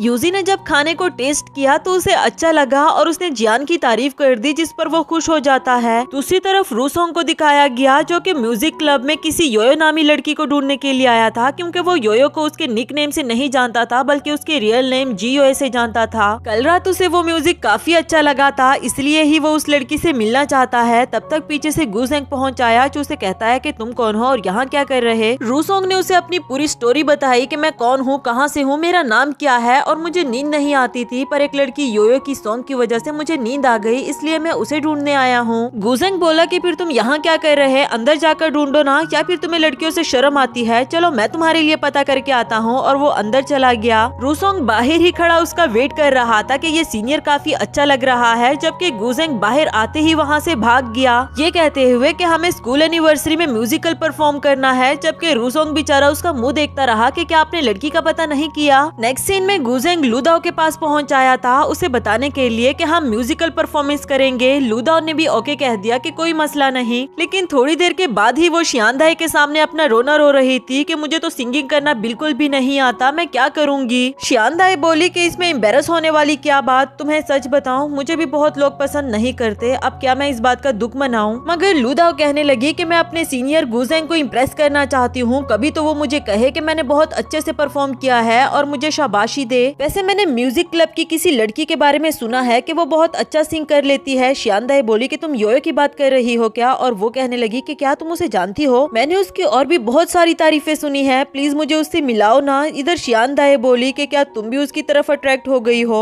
नेक्स्ट सीन में उसे योयो के पास ले आई थी और योयो बोली कि पहले घुटने टेक कर मुझे बोलो कि तुम मुझसे सिंगिंग सीखना चाहते हो। शियांदाई कहने लगी कि ये तुम क्या कह रही हो, वो मेरी दोस्त है। जबकि लूदाओ तो ये भी करने के लिए तैयार हो गई थी। योयो उसे उठाते हुए कहती है कि अच्छा ठीक है, पहले मुझे जरा गा कर सुनाओ ताकि मुझे पता तो चले कि तुम्हारा लेवल क्या है। इधर रूसोंग एक दफा फिर से योयो को ढूंढने के लिए आया था कि उसने योयो को देख ही लिया और वो सोच रहा था कि ये यहाँ पर क्या कर रही है। जो भी हो, ये कभी भी योयो की तरह अच्छा सिंग नहीं कर सकती क्योंकि इसे तो हमेशा सब कुछ खराब ही करना आता है। उधर लूदाओ ने जब सिंगिंग स्टार्ट की तो वो इतनी ज्यादा बुरी आवाज थी कि आसपास के लोगों ने कान बंद कर लिए और वहाँ से भागने लगे, जबकि योयो मजे मजे से सुन रही थी। एट द एंड हमें पता चला कि उसने कानों में कुछ डाल रखा था। वो लूदाओ से कहती है कि तुम्हारे पास दो ही ऑप्शन है, या तो अभी गिव अप कर लो या फिर एक साल प्रैक्टिस करने के बाद गिव अप कर लेना, तो तुम्हें कौन सा ऑप्शन अच्छा लगा। बेचारी लूदाओ सैड हो गई कि कोई और रास्ता नहीं है क्या, मैं म्यूजिकल परफॉर्मेंस से अपने सीनियर गुजेंग को इम्प्रेस करना चाहती हूँ। योयो बोली कि अच्छा अगर ऐसी ही बात है तो तुम फिक्र नहीं करो, मैं कुछ ऐसा कर दूंगी कि वो इस म्यूजिकल परफॉर्मेंस के बारे में भूल ही जाएगा। बाहर जियान रूसोंग को देखकर पूछने लगा कि तुम यहाँ पर क्या कर रहे हो, तो वो बोला कि ब्रो मुझे जीओए के लिए बहुत बुरा लग रहा है, ना तो उसे बास्केटबॉल खेलना आता है और ना ही गाना गाना। डोर ओपन होते देखकर फौरन वहाँ से भाग निकला। इधर जियान सोच रहा था कि आज पहली दफा लूदाओ भी मुंह लटकाए जा रही है। खैर वो अंदर जाकर शियांदाई को लंच बॉक्स देता है कि मैंने तुम्हारे लिए बनाया, जिस पर वो काफी ज्यादा खुश हो गई थी और उसे खाना भी बहुत पसंद आया। इसी दौरान उसे वो बैंडेज देने के बारे में याद आया, मगर तभी उसने देखा कि वो लंच बॉक्स योयो को भी दे रहा है, यानी कि उसने सिर्फ मेरे लिए नहीं बनाया। और तभी उसने नोटिस किया कि ये भी वो अपनी कॉमिक के लिए ही कर रहा है। जियान ने बताया कि हाँ मैं मई बनकर उसकी फीलिंग्स जानना चाह रहा हूँ। वो बेचारी भी किसको पसंद कर बैठी है। खैर वो कहने लगी कि मुझे क्लास के लिए जाना है, जबकि इधर जियान लिख रहा था कि अगर कोई मई के खाने को पसंद करे तो वो खुश हो जाती है। जबकि योयो को खाना पसंद नहीं आया तो जियान ने इस बात को भी नोट कर लिया कि जब कोई मई के खाने को पसंद नहीं करता तो उसे अच्छा नहीं लगता। जबकि योयो को तो वो कुछ पागल ही लग रहा होता है। इसके बाद जब वो बाहर आया तो रूसोंग उसे अपने साथ बास्केटबॉल खेलने के लिए पूछ रहा था, जबकि उसे तो कुछ लड़कियों वाला करना है क्योंकि आज के लिए वो मई था। जैसे ही उसकी नजर लूदाओ पर पड़ी तो वो सोचने लगा कि क्यों ना आज के लिए मैं इसे अपनी गर्लफ्रेंड बना लूं, इस तरह मई सब लड़कियों की दुश्मन बन जाए। जाएगी, यही तो लड़कियों की जंग है। उधर बेचारी शियानदाई के सपने बार बार टूट रहे थे, मगर वो अभी भी गिव अप नहीं करती और जियान को वो बैंडेजेस देना चाहती है। वही गुजेंग भी लूदाओ को ढूंढ रहा था और तभी दोनों ने दूसरी तरफ फनी और शॉकिंग सा सीन देखा, जहाँ जियान लूदाओ को ट्रॉली में बिठाकर भगा रहा था और सारी लड़कियां उसके पीछे भाग रही होती है। काफी दूर आने के बाद भी जियान कह रहा था कि अभी भी कुछ अच्छा फील नहीं हो रहा, शायद इसलिए कि तुम मई के स्पेशल पर्सन नहीं हो, वो अपने स्पेशल पर्सन के लिए ही एफर्ट्स करना चाहती है। ये बात इधर शियानदाई ने भी सुन ली थी और लूदाओ बोली कि आज पहली बार मुझे ऐसा क्यों लग रहा है जैसे मेरा ब्रेकअप हो गया हो। जियान शियानदाई से अपना लंच बॉक्स लेकर वहाँ से चला गया, जबकि उसे भी बेचारी लूदाओ के लिए बुरा लग रहा था। इसके बाद नेक्स्ट सीन में शियानदाई जियान की उसी बात को सोच रही थी कि मुझे भी अपने स्पेशल पर्सन के लिए कुछ एफर्ट्स करनी चाहिए, अगर उसे योयो पसंद है तो क्यों ना मैं वैसी बन जाऊं। उधर लूदाओ गुजेंग से कहती है कि जियान ने मुझे बेवकूफ बनाया और वो कहने लगा कि वो सब तो ठीक है, ये बताओ कि वो तुम्हें ट्रॉली में क्यों घुमा रहा था। लूदाओ ने बताया क्योंकि मैं उसे भारी लगती हूँ, जबकि गुजेंग उसे उठाते हुए कहता है कि तुम भारी तो बिल्कुल भी नहीं। ओह सॉरी, माफ करना, मैं भूल गया था कि तुम लड़की हो। जबकि वो भी इसे उठाते हुए कहने लगी कि इसमें ऐसी भी क्या बड़ी बात, मैं भी तुम्हें उठा सकती हूँ। खैर तुम मुझे यहाँ कंसोल करने के लिए आए थे क्या? गुजेंग ने बताया कि मैं तुम्हें ये बताने के लिए आया था कि वो म्यूजिकल परफॉर्मेंस कैंसिल हो गई है। ये सुनकर वो गुजेंग के सामने शॉक्ड होने की एक्टिंग करती है, जबकि दिल ही दिल में खुश हो रही थी कि योयो तो बहुत काम की बंदी निकली। नेक्स्ट सीन में शियानदाई जियान के घर आती है। उसने ड्रेसअप और हेयर स्टाइल भी बिल्कुल योयो की तरह बनाया हुआ था। पहले ही स्टेप में वो एम्बेरस हो जाती है क्योंकि उसे लगा था कि डोर पर जियान होगा, जबकि वो कोई और था। खैर फिर ओवर कॉन्फिडेंट होकर अंदर इंटर होती है, जबकि जियान को उसका ये बिहेवियर बड़ा अजीब लगा। इधर शियानदाई सोच रही थी कि अभी तक तो मैंने स्टार्ट भी नहीं किया और इसने पहले से ही मेरे लिए घर भी साफ करके रखा है, मतलब कि इसे मेरी फिक्र तो जरूर है। उसने जब जियान को बताया कि तुम्हारा घर साफ लग रहा है तो वो बोला कि शुक्र है, वरना मुझे तो फिक्र हो रही थी कि मैगजीन एडिटर मिस्टर कॉन्ग को मेरा घर बुरा ना लग जाए। तभी शियानदाई को रियलाइज हुआ कि सफाई मेरे लिए नहीं बल्कि मैगजीन एडिटर के लिए हुई थी, मगर आज तो उसे बिल्कुल योयो की तरह बिहेव करना है, इसलिए वो उस मैगजीन एडिटर को कोसने लगी कि उसमें ऐसी भी अच्छी क्या बात। जियान उसकी अच्छाइयाँ गिनवाने लगी और ये भी कि वो बचपन में बहुत क्यूट हुआ करता था। ये देखो, उसकी क्यूटनेस पर तो शियानदाई भी पिघल गई थी, मगर फिर उसे याद आया कि उसे तो योयो की तरह रहना है, तो इसे चिल्लाते हुए कहने लगी कि जल्दी से मुझे काम दो, तुम मेरा टाइम क्यों जाया कर रहे हो। जियान वो पेजेस लाते हुए इसे देख रहा था कि आज ये इतना अजीब बिहेव क्यों कर रही है, और इसके बाद ब्लैंकन करते हुए भी ये उसे नोटिस कर रहा होता है, साथ ही साथ अपनी नोटबुक में लिख रहा था। शियानदाई तो बहुत खुश थी कि अब मेरा इंप्रेशन इस पर बहुत अच्छा पड़ने वाला है। जबकि काम खत्म हो जाने के बाद जियान उसे कहने लगा कि आज तुम योयो की तरह बिहेव क्यों कर रही हो। मैं जानता हूँ कि तुम कॉमिक के लिए कर रही होगी, मगर तुम जैसी हो बिल्कुल वैसी रहो, और उसके लिए तो वैसे भी हम योयो को ऑब्जर्व कर रहे हैं ना। शियानदाई को गुस्सा आ गया कि तुम मेरी फीलिंग्स को कभी भी नहीं समझ सकते। साथ ही उसके हाथ से नोटबुक भी ले लेती है। उसमें जियान ने लिख रखा था कि शियानदाई कोई और बनने की कोशिश कर रही है, यानी कि उसमें लैक ऑफ कॉन्फिडेंस है और उसे अटेंशन चाहिए। ये पढ़कर तो उसे और भी ज्यादा गुस्सा आ गया और वहाँ से जाते हुए कहने लगी कि मुझे नहीं करना तुम्हारे लिए ये ब्लैंकन का काम। उसे गुस्से में जाते हुए यूजी ने भी देख लिया था, जबकि इधर जियान ने देखा कि वो मेरे लिए एंटी पेन बैंडेजेस लेकर आई थी और उसे बिल्कुल भी अच्छा नहीं लगा कि शियानदाई नाराज हो गई है। यूजी भी उसके नाराज होने की वजह पूछ रहा था, जिस पर जियान ने बताया कि मैंने उसे ब्लफ कह दिया इसलिए वो नाराज हुई, पर मैं अभी उसे मैसेज करता हूँ। उसे मैसेज करके पूछा कि क्या कल तुम ब्लैंकन करने के लिए आओगी। इधर यूजी पूछ रहा था कि क्या तुम्हें लगता है कि वो रिप्लाई देगी। जियान बोला कि क्यों नहीं, तुम देखना 10 मिनट के अंदर अंदर रिप्लाई देगी। 10 मिनट क्या 2 घंटे गुजर गए थे, लेकिन शियानदाई का रिप्लाई नहीं आया। अब तो जियान भी परेशान हो गया कि क्या वो सच में नाराज हो गई है और ब्लैंकन करने नहीं आएगी। जबकि दूसरी तरफ शियानदाई सोच रही थी कि इसे क्या लगता है मैं इतनी जल्दी मान जाऊंगी, कहीं मैं ओवर रिएक्ट तो नहीं कर रही। लेकिन अगर वो सिंसियर हुआ तो मुझे दूसरा मैसेज जरूर करेगा, लेकिन जियान ने भी दूसरा मैसेज नहीं किया। इधर यूजी कहता है कि मैंने तो कहा ही था वो रिप्लाई नहीं करेगी। इसके बाद उसे गर्ल्स गेम्स खिलाने लगा कि मुझे बहुत अच्छा आइडिया है लड़कियों को कैसे मनाया जाता है। इस गेम के थ्रू तुम्हें पहले शियानदाई की पर्सनैलिटी को समझना है और फिर तुम्हें उसे मनाने का आंसर भी मिल जाएगा। कुछ देर तक तो दोनों बहस कर रहे थे। यूजी कहता है कि वो व्हाइट कलर के क्लिप्स लगाती है जिसमें रेड कलर के डॉट्स हैं, जबकि जियान ने बताया कि नहीं नहीं वो रेड कलर के हैं और उसमें व्हाइट कलर के डॉट्स हैं। दोनों ही इस बात को लेकर कंफ्यूज थे। दूसरी तरफ शियानदाई को गुस्सा आ रहा होता है कि अभी तक उसका मैसेज क्यों नहीं आया। उसके मैसेज का वेट करते करते सो गई थी। नेक्स्ट सीन अगली सुबह का दिखाया गया, जहाँ शियानदाई को जियान का मैसेज आता है कि क्यों ना आज हम दोनों शॉपिंग पर चले। ये वाला आइडिया जियान को सारी रात गेम खेलने के बाद मिला था। वो दोनों ही काफी स्लीपी फील कर रहे होते हैं, जबकि वो मैसेज देखकर शियानदाई काफी ज्यादा खुश हो गई थी, क्योंकि ज्यादा देर तक तो वो भी नाराज नहीं रहना चाहती। और इसी के साथ हमारा ये वाला एपिसोड भी खत्म हुआ।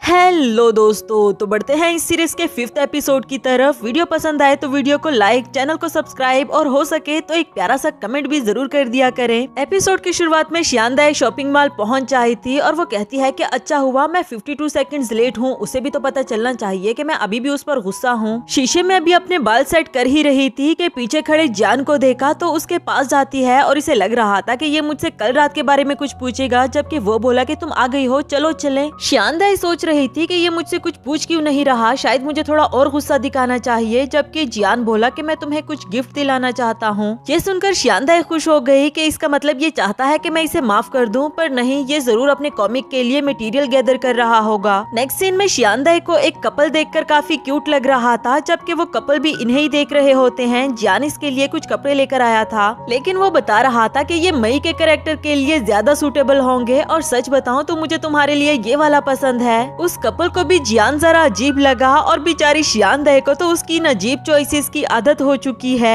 नेक्स्ट सीन में रूसोंग और उसकी टीम को दिखाया गया, जो कि योयो को लेकर काफी ज्यादा गुस्सा थे। वो आपस में ही कह रहे होते हैं कि अगर उसे गेम खेलना नहीं आता तो कम से कम रूल्स को ही फॉलो कर ले। उसे इस बात का एहसास दिलाना बहुत जरूरी है कि वो बास्केटबॉल के लिए नहीं बनी और ये काम सिर्फ एक ही लड़का कर सकता है, जिसे वो बहुत अच्छे से ट्रीट करती है, यानी कि रूसोंग। सभी मेंबर्स रूसोंग की तरफ देख रहे थे कि ये मर्दों की इज्जत का सवाल है। अगर उसे ये एहसास दिलाने के लिए तुम्हें प्ले बॉय भी बनना पड़े तो तुम्हें बनना ही होगा। रूसोंग को तो खुद पर ये ट्रस्ट बिल्कुल भी नहीं था, लेकिन वो टीम मेंबर्स को मना नहीं कर सकता और वो जानता भी है कि मेरे लिए बास्केटबॉल कितनी ज्यादा इम्पोर्टेंट है, इसलिए उसने भी ऐसा करने का फैसला कर लिया था। दूसरी तरफ जियान शियानदाई के पीछे पड़ा होता है कि प्लीज तुम इस ड्रेस को ट्राई तो करो, लेकिन वो आगे आगे भागती रही कि नहीं, ये मेरे लिए बहुत शॉर्ट है, मैं इसे ट्राई नहीं करूंगी। जियान इस सूट को भी मई के कैरेक्टर के लिए देखना चाह रहा था और जब शियानदाई नहीं मानी तो वो कहता है कि अब मेरे पास और कोई ऑप्शन नहीं, मुझे खुद ही इसे ट्राई करना होगा। थोड़ी ही देर में वो उस ड्रेस को पहनकर बाहर आ गया था और काफी फनी लग रहा होता है। साथ ही वो कहता है कि ये स्कर्ट मुझे थोड़ी टाइट लग रही है और मेरी बॉडी लड़कियों की तरह भी नहीं, आई विश कि मैं लड़की होता।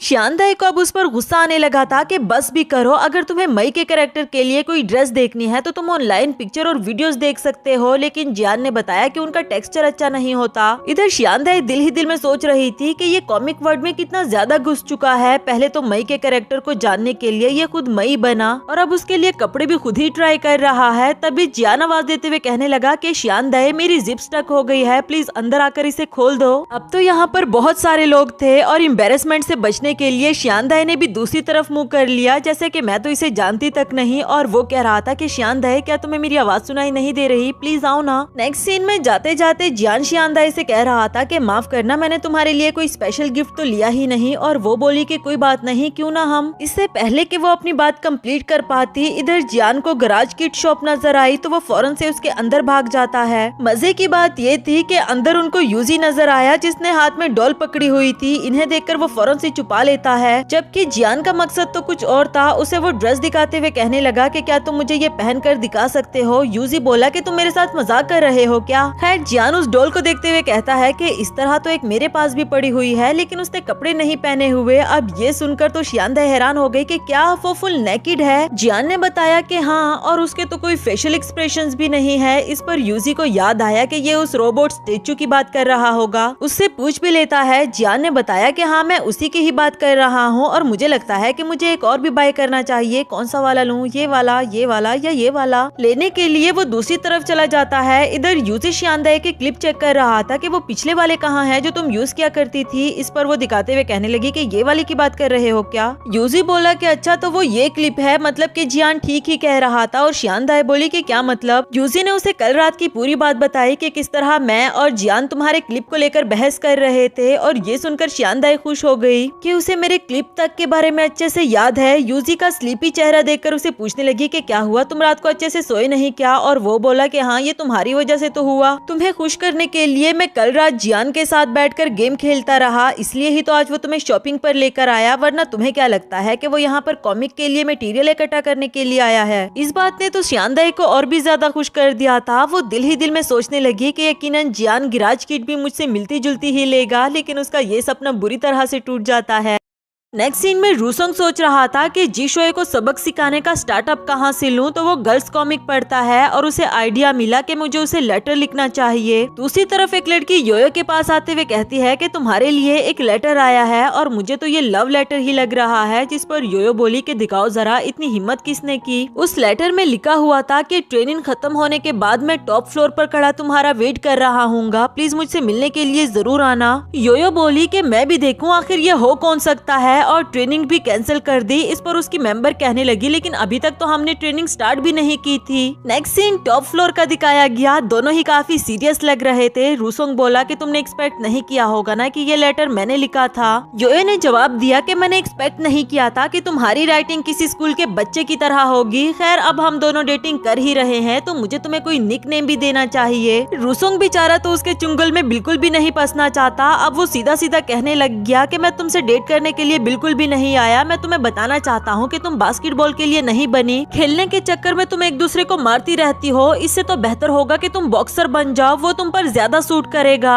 ये सब कुछ वो गुस्से में कहकर वहाँ से जाने लगा और योयो अभी भी खामोश खड़ी थी। तो उसे रियलाइज हुआ कि कहीं मैंने कुछ ज्यादा ही गुस्सा तो नहीं कर दिया, कहीं जियोए हर्ट तो नहीं हुई होगी। जब वो पीछे मुड़कर देखा तो इस पर योयो उसे कहने लगी कि तुम्हारा नाम रूसोंग है ना, तो आज से मैं तुम्हें सॉन्ग कहकर बुलाऊंगी। यानी कि वो अभी तक उसके लिए निक नेम सोच रही थी। इधर रूसोंग को गुस्सा आ गया कि क्या तुम्हें मेरी बातें सुनाई नहीं दे रही, तुम हमेशा मुझे बुली करती हो, मैं तुम्हें बिल्कुल भी पसंद नहीं करता। मैं सिर्फ म्यूजिक क्लब की योयो को पसंद करता हूँ, वो बहुत अच्छा गाती है, तुम उसकी तरह कभी भी नहीं हो सकती। इवन के बहुत कम टाइम में मुझे उससे प्यार हो गया है। योयो अचानक से उसकी ये बात सुनकर हैरान हो गई कि ये तुम क्या कह रहे हो, जरा दोबारा कहना। और रूसोंग कहने लगा कि ऐसी बातें बार बार थोड़ी ना कही जाती है, शायद अब मुझे अपना आखिरी कार्ड खेल लेना चाहिए। और फिर डरते डरते उसे बॉक्सिंग करने के लिए ग्लव्स पकड़ा दिए थे, जो कि योयो ने भी आराम से ले लिए। नेक्स्ट सीन में जियान शियानदाई से कहता है कि चलो मैं तुम्हें एक और जगह पर लेकर जाना चाहता हूँ। और इसके बाद उसे कुछ स्कूल के बच्चों के पास ले आया था। उनमें से एक बच्चा कहने लगा कि ये फिर आ गया है, इस बार तो हम बहुत सीक्रेट जगह पर आए थे, लेकिन फिर भी इसने ढूंढ निकाला और इस बार क्या अपनी बेटी को साथ लेकर आया है। असल में ये बच्चे मैथ प्रैक्टिस कर रहे थे। खड़ा हुआ बच्चा जो भी सवाल करता तो इसका जवाब फौरन से जियान दे देता। और बैठे हुए बच्चों को काफी ज्यादा गुस्सा आ रहा था क्योंकि उनको बोलने का मौका ही नहीं मिल रहा था। इधर शियानदाई उससे पूछने लगी कि क्या तुम स्कूल के बच्चों को बुली करना चाहते हो, और वो बोला कि ऐसी बात नहीं है, लेकिन मैथ्स के क्वेश्चन को सॉल्व करने से आपका स्ट्रेस रिलीज होता है। इवन कि वो शियानदाई को भी नेक्स्ट क्वेश्चन सॉल्व करके बता रहा था कि अगले सवाल का जवाब तुम देना। जबकि शियानदाई जोन आउट होकर एक रोमांटिक सा सपना देखने लगी थी, जो कि सच में बिल्कुल भी नहीं होता। इधर प्रेजेंट में उससे जब सवाल किया गया तो जियान उसे वो सवाल का जवाब देने के लिए कह रहा था। राइट जवाब देने पर उसके लिए क्लैपिंग भी करवाता है। शियानदाई दिल ही दिल में सोच रही थी कि शुक्र है ये सिर्फ कॉमिक मशीन नहीं है, बल्कि इसे कुछ और भी करना पसंद है।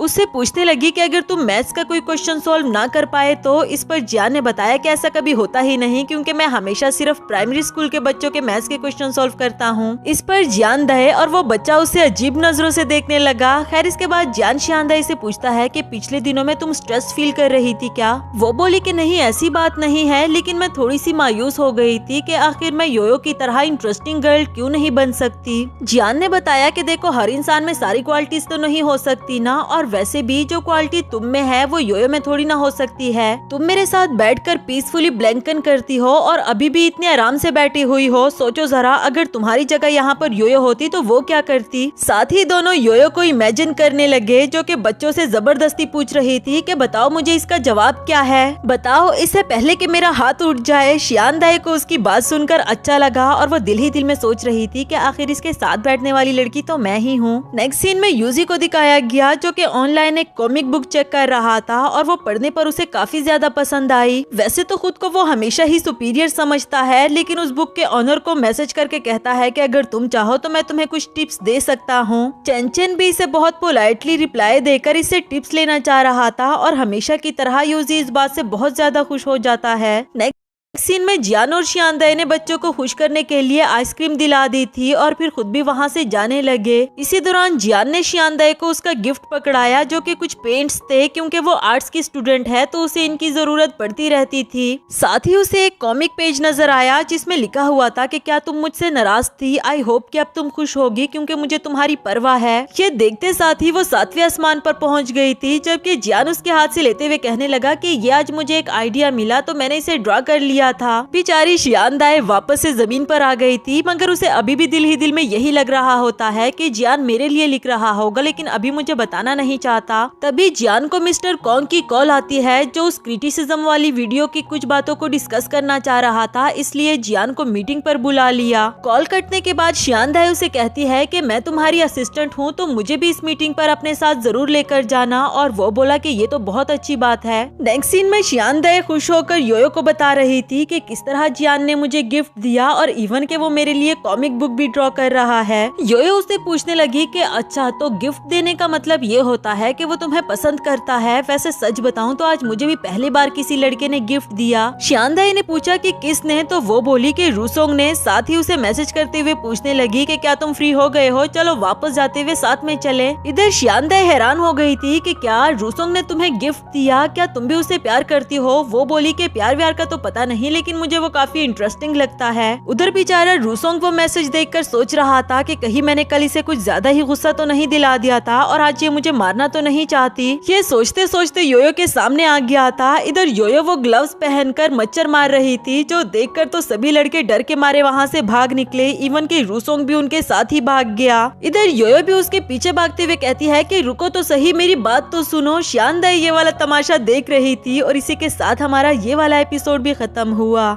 हेलो दोस्तों, तो बढ़ते हैं इस सीरीज के 6th एपिसोड की तरफ। वीडियो पसंद आए तो वीडियो को लाइक, चैनल को सब्सक्राइब और एक प्यारा सा कमेंट भी जरूर कर दिया करें। एपिसोड की शुरुआत बिल्कुल उसी सीन से होती है जहां योयो रूसोंग के पीछे भाग रही थी। किसी और लड़की ने अपने लिए साइकिल स्कैन की थी, जबकि वो उस पर बैठकर चली गई और वो लड़की अपना साइकिल ढूंढती रही। इधर बस चलने पर रूसोंग की जान में जान आई, मगर हम देखते हैं कि योयो भी बस में चढ़ चुकी थी और उसके पास आकर खड़ी हो गई। उसे तो रूसोंग इस वक्त के ड्रामा के किसी मेल एक्टर की तरह लग रहा था, जबकि रूसोंग को गुस्सा आ रहा था कि ये मेरा पीछा क्यों नहीं छोड़ रही। इसके बाद धक्का लगने पर उसने गलती से रूसोंग की पैंट भी खींच ली थी, जिस पर वो काफी ज्यादा एम्बेरस हो जाता है और फौरन से सीट पर बैठ गया। लेकिन योयो उसका पीछा अभी भी नहीं छोड़ती, उसके लैब पर जाकर बैठ गई थी। इवन के जब उसका स्टेशन भी आ गया तब भी वो बेचारा नहीं कह पाया कि प्लीज उठ जाओ, मुझे नीचे उतरना है। नेक्स्ट सीन में शियांदाई को दिखाया गया जो जियान के घर आई थी। डोर ओपन देखकर उसे काफी अच्छा लगा कि जियान जानता था कि मैं आने वाली हूँ, तभी तो उसने मेरे लिए डोर ओपन रखा।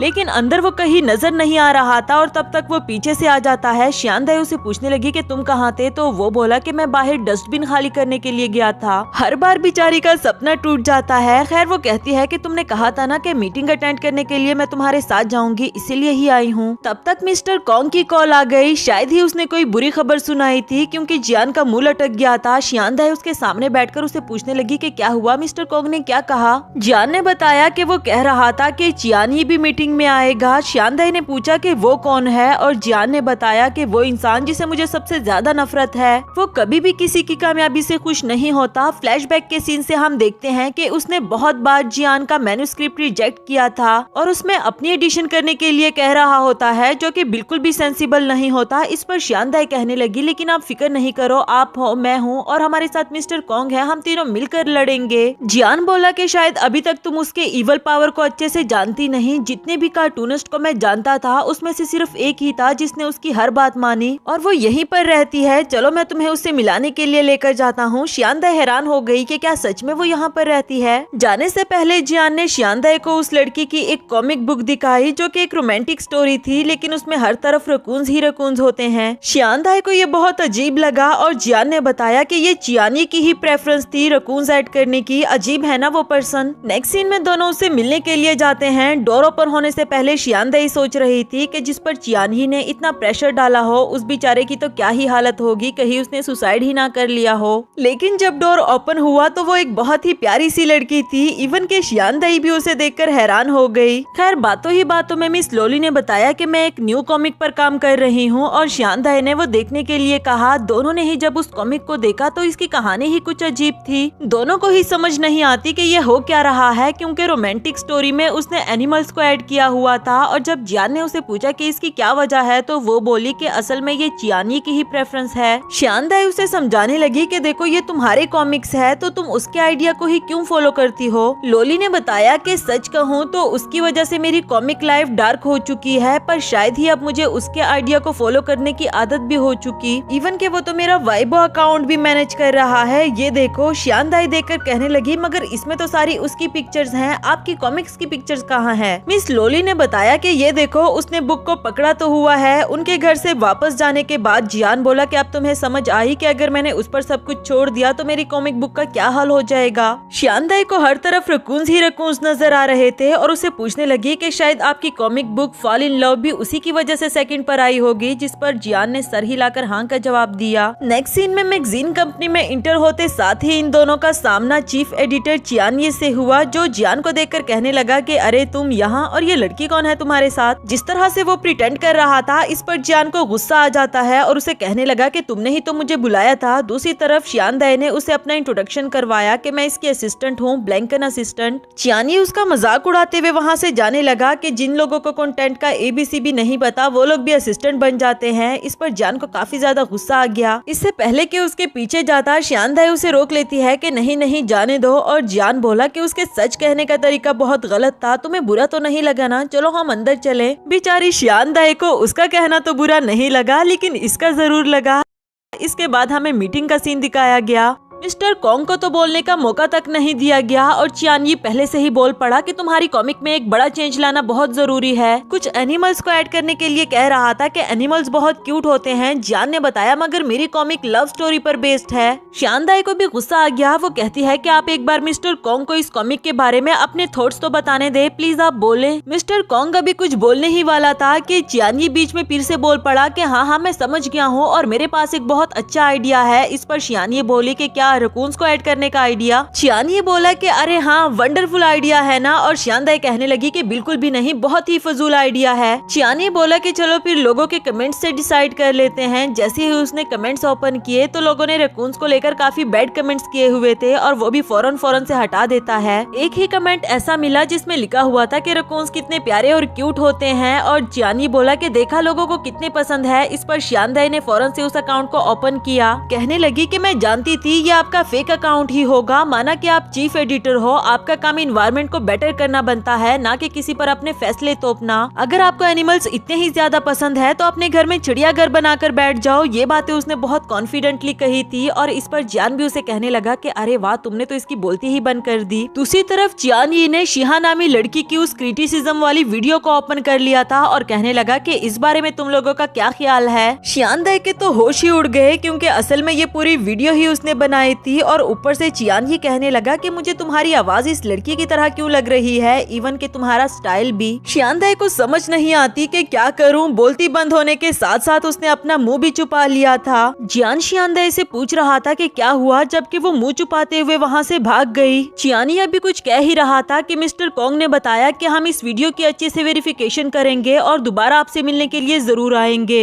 इधर शियानदाई को अपना आप नजर आ रहा था जो इसे कहती है कि मुंह छुपाकर क्यों पी रही हो, कभी न कभी तो सच उसके सामने आना ही है। जबकि शियानदाई को उस पर भी काफी ज्यादा गुस्सा आ रहा था। थोड़ी देर के बाद जब वो बाहर आई तो जियान उसे देखकर पूछने लगा कि क्या हुआ, तुम्हारा गला खराब है, मैं तुम्हें हॉस्पिटल ले जाऊं क्या? नेक्स्ट सीन में शियानदाई अपनी उस वीडियो को देख रही थी और उसे जियान के लिए काफी ज्यादा बुरा लग रहा था कि उसने कॉमिक के लिए क्या कुछ नहीं किया, अच्छा बुरा वक्त देखा। योयो जैसी लड़की को झेलना पड़ा, इवन के कैरेक्टर्स को फील करने के लिए वो खुद भी वो कैरेक्टर बना। मेरे साथ भी वो कितना अच्छा है और फिर मैं उसे प्यार भी तो करती हूँ। जिसे प्यार किया जाए उसे कुछ भी नहीं छुपाना चाहिए, शायद मुझे उसे सच सच बता देना चाहिए। उसी टाइम जियान को कॉल करके उसे कहती है कि क्या कल तुम फ्री हो, मैं तुमसे मिलना चाहती हूँ। जबकि जियान बोला कि तुम्हारा गला ठीक है ना अब? हाँ मैं कल फ्री हूँ और मैं भी तुमसे मिलना चाहता हूँ, तुम्हें कुछ दिखाना चाहता हूँ। इस पर शानदाई ने उसे पूछा कि 1 मिनट सब्र करो, तुम मुझे क्या दिखाना चाहते हो? जियान बोला कि मैं उस क्रिटिसिज्म वाली वीडियो से रिलेटेड ही कुछ दिखाना चाहता हूँ। इस पर तो शानदाई काफी ज्यादा डर गई थी कि कहीं इसको पता तो नहीं चल गया कि वो लड़की मैं ही हूँ। मगर तभी वो बोला कि मुझे उस लड़की की वीडियो से अपनी कॉमिक के लिए कुछ अच्छे आइडियाज मिले हैं जिसे मैं इम्प्लीमेंट करना चाहता हूँ। शानदाई ने पूछा कि अच्छे आइडियाज वो क्या? तुम्हें उसकी बातों को सीरियस नहीं लेना चाहिए, उसने तो वैसी ही बकवास कर दी। पर जियान बोला कि नहीं, उसने अपनी अंडरस्टैंडिंग के अकॉर्डिंग बिल्कुल अच्छा ही कहा है। साइड से बुक उठाते हुए कहने लगा कि उसे लगता है कि मेरी कॉमिक्स इमेच्योर होती है, तो क्यों ना मैं उसमें कुछ मेच्योरिटी वाली चीजें ऐड करूं। बाकी का आइडिया मैं तुम्हें कल बताऊंगा। कॉल कटने के बाद शानदाई सोच रही थी कि जब कल उसे पता चलेगा कि वो लड़की मैं ही हूँ तो उसे कितना ज्यादा गुस्सा आएगा। लेकिन शानदाई तुम यही डिजर्व करती हो। नेक्स्ट सीन अगली सुबह का दिखाया गया, जहाँ शानदाई उसे बताने के लिए ही आ रही होती है। वो काफी ज्यादा डरी भी हुई थी कि पता नहीं आगे क्या होगा। तभी उसने अपने सामने देखा कि जियान और यूजी अजीबोगरीब ड्रेसिंग करके उसके सामने खड़े थे। खैर वो फिर भी इग्नोर करके उसे बताने ही लगती है। उन दोनों ने इसे रोक दिया कि हम दोनों गुंडे हैं, सुनते कम और बोलते ज्यादा हैं। ये कहकर वो आगे चल पड़े और थोड़ी देर के बाद वापस आ जाते हैं। शानदाई बोली कि ऐसे क्या देख रहे हो, क्या तुम दोनों को मेरा रिव्यू चाहिए? और वो बोले कि हाँ बिल्कुल, यही तो इम्पोर्टेंट है। शानदाई सोच रही थी कि अगर अभी मैंने बता दिया तो खामखा इसका मूड ऑफ हो जाएगा। इन दोनों के गिर्द घूमकर कहने लगी कि तुम दोनों की एक्टिंग बहुत अच्छी थी, इवन कि ये सिगरेट भी फेक है मगर अच्छे लगे। यूजी बोला कि अभी तो बहुत कुछ बाकी है, मैंने आज अपने मैथ्स का होमवर्क भी नहीं किया। जियान बोला कि मैंने अपने टूथपेस्ट को बिल्कुल बीच में से स्क्वीज किया। शानदाई को इन दोनों पर हंसी आ रही थी कि तुम दोनों कोई स्कूल के बच्चे हो क्या? और यूजी बोला कि देखा, मैंने कहा था कि ये कम है, हमें कुछ बड़ा करना होगा। हाँ समझ गए, हमें आज की क्लास मिस करनी होगी। ये कहकर वो जंपिंग करने लग गए। और इधर शानदाई बोली कि तुम दोनों थोड़े और मिच्योर नहीं बन सकते क्या? नेक्स्ट सीन में दोनों ने ही गिव अप कर लिया था और चलते चलते सोच रहे होते हैं कि आखिर ये गुंडा बनने के लिए क्या करना पड़ता है। और तभी जियान को याद आया कि एक बार शानदाई ने उसे गुंडा समझ लिया था। तो वो शानदाई से कहता है कि तुम कर सकती हो, इस वक्त समझो कि तुम एक गुंडा हो और तुम्हें ये लंच बॉक्स चाहिए। उसने भी एक्टिंग करना स्टार्ट कर दिया था। गुस्से में इसे कहती है कि ये लंच बॉक्स मुझे दे दो और फिर मजे मजे से बैठकर उसे खाने लगी। लेकिन जैसे ही उसने खाना शुरू किया तो उसका टोन ही बदल गया था कि अरे वाह, ये तो बहुत मजे का है, जो कि कोई गुंडा तो नहीं कर सकता। इधर जियान और यूजी ने भी गिव अप कर लिया। वो सोच रहे थे कि हमें कोई और तरीका ढूंढना होगा। वहाँ से जाने लगते हैं। शानदाई भी उनके पीछे भाग पड़ी। नेक्स्ट सीन में दोनों साथ खड़े दरख्त को घूर रहे थे। जब शानदाई ने पूछा कि यहाँ क्या कर रहे हो, तो वो बोले कि हमने अपना नया प्लॉट सोच लिया है। हमारा हीरो जो कि थोड़ा माफिया टाइप है, वो क्लास बंक करके दरख्त में बैठा होगा और तभी उसकी नजर पड़ी कि कुछ लड़के लड़की को बुली कर रहे हैं। तभी वो जंप करके लड़की को बचाने के लिए आएगा। यूजी बोला कि यकीनन ये प्लॉट तो सबको ही पसंद आएगा। जियान फौरन से उस दरख्त पर चढ़ने के लिए चला जाता है, लेकिन उसे बिल्कुल भी नहीं हो पा रहा था। इधर यूजी बोला कि तुम पीछे हटो, ये तुम्हारे बस का काम नहीं। काफी कोशिश करने के बाद चढ़ा तो उससे भी नहीं जा रहा था। इधर शानदाई इन दोनों को देखकर सोच रही थी कि क्या बच्चों से पल्ला पड़ा है मेरा। खैर मुश्किल से जियान उसकी हेल्प करके उसे चढ़ा देता है और चढ़ने के बाद यूजी अपने लिए हीरो की लाइंस बोल रहा था। जबकि इधर जियान और शानदाई उसके शर्माने का वेट कर रहे थे, क्योंकि आखिर में तो हमेशा यही होता है। जियान को ये प्लॉट कुछ ज्यादा पसंद नहीं आया और जल्दी से अपनी नोटबुक निकालकर उसे कैंसिल कर देता है। यूजी से भी पूछने लगा कि हम जा रहे हैं, तुम चलोगे क्या? जिस पर वो बोला कि नहीं, तुम्हें क्या लगता है कि मैं कोई डरपोक इंसान हूँ? आज तो मैं क्लास मिस करके ही रहूंगा। शानदाई ने उसे एक बार फिर से वार्न किया कि बाद में मत कहना कि ये तुमने हमारी वजह से किया। और वो बोला कि नहीं, मैं ऐसा कभी भी नहीं कहूंगा, तुम लोग जाओ यहाँ से। उन दोनों के जाते ही इधर यूजी बहुत ब्रेव बनकर कह रहा था कि तुम दोनों को क्या लगता है कि मैं क्लास मिस करना चाहता हूँ? मैं बिल्कुल भी मिस नहीं करना चाहता। असल बात तो यह है कि मैं यहाँ से नीचे नहीं उतर सकता। प्लीज जियान, वापस आकर उतारो मुझे। अब तो बेचारा ऊपर ही फंस गया। और इसी के साथ हमारा ये वाला एपिसोड भी खत्म हुआ। हेलो दोस्तों, तो बढ़ते हैं इस सीरीज के 7th एपिसोड की तरफ। वीडियो पसंद आए तो वीडियो को लाइक, चैनल को सब्सक्राइब और मुझे मोटिवेट करने के लिए एक प्यारा सा कमेंट भी जरूर कर दिया करें। एपिसोड की शुरुआत में जियान ने गिव अप कर लिया था और वो काफी उदास भी हो रहा होता है। इस पर शानदाई बोली कि खुद गुंडा बनने के बजाय क्यों ना तुम किसी गुंडे को ऑब्जर्व करो। ये आइडिया भी जियान को अच्छा लगा। वो जैसे ही अपने आसपास कुछ लोगों को गुंडों की तरह भागते हुए देखता तो उन्हें ऑब्जर्व करने लगता। लेकिन एट द एंड वो लोग भी कुछ अच्छा ही काम कर रहे होते हैं। कई दफा उस बेचारे के साथ ऐसा ही हुआ और आखिरकार वो शियानदाई से कहने लगा कि देखा तुमने, हमारे स्कूल में तो गुंडे टाइप स्टूडेंट्स है ही नहीं, तो मैं किसे ऑब्जर्व करूं। शियानदाई बोली कि इसमें सैड होने वाली क्या बात, क्यों ना हम स्कूल से बाहर जाकर ढूंढे। दूसरी तरफ हमें गुजेंग को दिखाया गया, वो अभी टीचर से मीटिंग करके आ ही रहा था कि किसी लड़की ने आवाज दी कि प्रेसिडेंट देखो ना, लुदाओ फिर से रिहर्सल स्किप कर रही है। गुजेंग ने उसे रोकने के लिए अपना बैग उसकी तरफ फेंक दिया, जबकि लुदाओ ने देखा कि ये तो रोमांटिक नॉवल है, साथ ही उसका बैग भी उठाकर वहाँ से भाग निकली। नेक्स्ट सीन में जियान और शियानदाई एक इंटरनेट कैफे पहुँच आए थे, जहाँ काफी सारे लोग गेम्स खेल रहे होते हैं। यहाँ इन दोनों को समझ नहीं आती कि आखिर पंगा ले तो किससे ले। जियान बोला कि वो आदमी कैसा रहेगा, इस पर शियानदाई बोली कि अपना हाथ नीचे रखो, तुम्हें उसके मसल्स नजर नहीं आ रहे क्या? किसी ऐसे बंदे को ढूंढो जिसके साथ पंगा लेने से हमें ज्यादा भारी नुकसान ना हो। वो देखो वो आदमी कैसा रहेगा। जियान बोला लेकिन वो तो दिखने से ही इतना जालिम लग रहा है, और इस पर शियानदाई ने बताया कि जो दिखता है वो होता नहीं, चलो आओ हमें उसके पास ही जाना चाहिए। जियान डरते डरते उसके पास आया और बहुत ही आराम से उसके सर पर फ्लिक कर देता है, जबकि वो आदमी खड़ा होते हुए कहने लगा कि तुमने मुझे हाथ कैसे लगाया। उसके कहने की देर थी कि काफी सारे आदमी जमा हो गए कि किसकी हिम्मत हुई हमारे बॉस को टच करने की। जियान ने डरते डरते अपना हैंड राइज किया कि मैंने किया, जबकि शियानदाई भी काफी ज्यादा डर गई थी कि ये तो बहुत ही खतरनाक लोग लग रहे हैं। उनमें से एक आदमी कहने लगा कि तुमने कभी सुना नहीं कि टाइगर के बट को कोई भी हाथ नहीं लगा सकता। इस पर उसका बॉस उसे डांटना शुरू कर देता है कि बेवकूफ इंसान, अगर इडियम बोलना नहीं आता तो मत बोलो।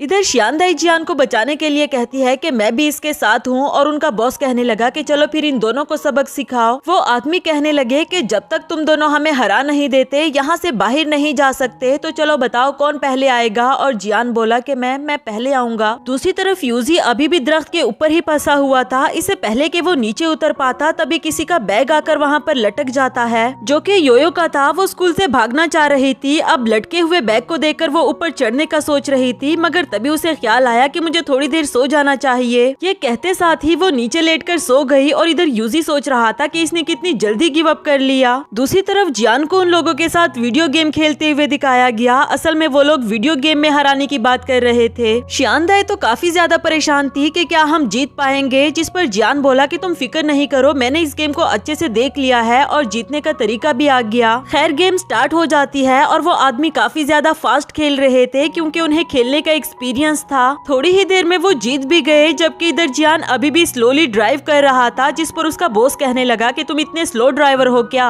लेकिन मजे की बात ये थी कि एट द एंड वो भी गेम जीत जाता है, जिस पर वो खुश हो रहा था। जबकि बाकी के आदमी उसे कहने लगे कि इसमें खुश होने की क्या बात, हमें 1 घंटा तुम्हारे लिए वेट करना पड़ा। मगर जियान कहता है कि नहीं, जीत तो मेरी ही हुई है। मैं आप लोगों को बताता हूँ कि कैसे आप लोगों ने स्पीडिंग की, जो कि रूल्स के अगेंस्ट है। ऊपर से आपने रेड लाइट को भी क्रॉस किया, तो आपको मेरे जितने पॉइंट्स नहीं मिले, इसलिए मैं जीता और आप लोग हार गए हो। ये सुनकर वो आदमी कहने लगा कि अरे हाँ बॉस, ये ठीक कह रहा है, हमने तो इस बारे में सोचा ही नहीं। जिस पर जियान बोला कि दिमाग होगा तो सोचोगे ना। जबकि उसका बॉस उसे मारते हुए कहता है कि तुम पागल वागल तो नहीं हो गए, गेम में ऐसी कोई चीज नहीं होती। खैर छोड़ो ये सब, तुम पहले ये बताओ कि तुमने मुझे फ्लिक क्यों किया था, उसका हिसाब तुम्हें देना ही होगा। उसके आदमी भी जियान के पीछे पड़ गए कि हाँ इसका हिसाब तो तुम्हें देना ही होगा। दूसरी तरफ यूजी अभी भी ऊपर ही फंसा हुआ था और वो याओ का बैग उठाकर उसे मारना चाह रहा था ताकि वो उठकर वहाँ से चली जाए। बैग तो उसे नहीं लगा, मगर थोड़ी ही देर में उसकी आंख खुली और वो कहती है कि देखो सोने से मुसीबत हल हो गई, और अपना बैग उठाते हुए वहाँ से चली गई। इधर यूजी को उसका दोस्त मैसेज करके कह रहा था कि टीचर क्लास के आखिर में अटेंडेंस लेगा, इसलिए जल्दी जल्दी से आ जाओ। इससे पहले कि वो नीचे उतरने की कोशिश करता, तब तक वहाँ पर लुदाओ आ गई, जो कि दरख्त से ही बातें कर रही थी कि क्या ये लव स्टोरी कॉमिक्स बॉयज में इतने ज्यादा फेमस है, हमारा प्रेसिडेंट इसे ही क्यों रीड कर रहा होगा। इधर यूजी उसे देखकर धीरे आवाज में कहता है कि अब तुम इचोर हो जाओ, अभी भी तुम दरख्तों पर ही बिलीव करती हो क्या। तभी उसे किसी की कॉल आ रही थी और रिंगटोन की आवाज लुदाओ को सुनाई ना दे, इसलिए वो दरख्त के पंचेस को हिलाने लगता है। जबकि लुदाओ तो काफी ज्यादा खुश हो गई कि ट्री भी मुझे रिस्पॉन्स कर रहा है, और फौरन से उस कॉमिक बुक को रीड करना शुरू कर देती है। इधर यूजी को उसके फ्रेंड के मैसेज पर मैसेज आ रहे थे कि क्लास खत्म होने में बस थोड़ा सा ही टाइम रह गया है, तुम आ क्यों नहीं रहे। लुदाओ उस कॉमिक बुक को पढ़ते हुए कह रही थी कि आखिर प्रेसिडेंट इस बुक को क्यों पढ़ रहे हैं, कहीं वो ये तो नहीं जानना चाहते कि मेरी पर्सनैलिटी कैसी है, या फिर कहीं उनको मुझसे प्यार तो नहीं हो गया। नहीं नहीं, ऐसा नहीं हो सकता, क्योंकि उन्होंने कभी भी ऐसा कुछ शो नहीं किया। यकीनन वो कॉमिक बुक में फीमेल लीड बनना चाहते होंगे। यूजी धीमी आवाज में कहता है कि बेवकूफ लड़की, ऐसा कुछ भी नहीं, लेकिन फिर भी उसे दरख्त के पत्तों को हिलाना पड़ रहा था। जिससे लूदाओ को लगा कि ये ट्री भी हाँ में हाँ मिला रही है, यानी कि ऐसा ही कुछ होगा। फिर तो मुझे उसे अच्छे से सिखाना चाहिए कि फीमेल लीड कैसी होती है, ये कहकर वहाँ से चली गई। जबकि इधर यूजी दिल ही दिल में कहने लगा कि गुचन भैया माफ करना, मैंने खामखा आपके लिए एक नई मुसीबत खड़ी कर दी। ओह शिट, क्लास स्टार्ट होने में 10 ही मिनट रह गए हैं, मुझे जल्द से जल्द जाना होगा।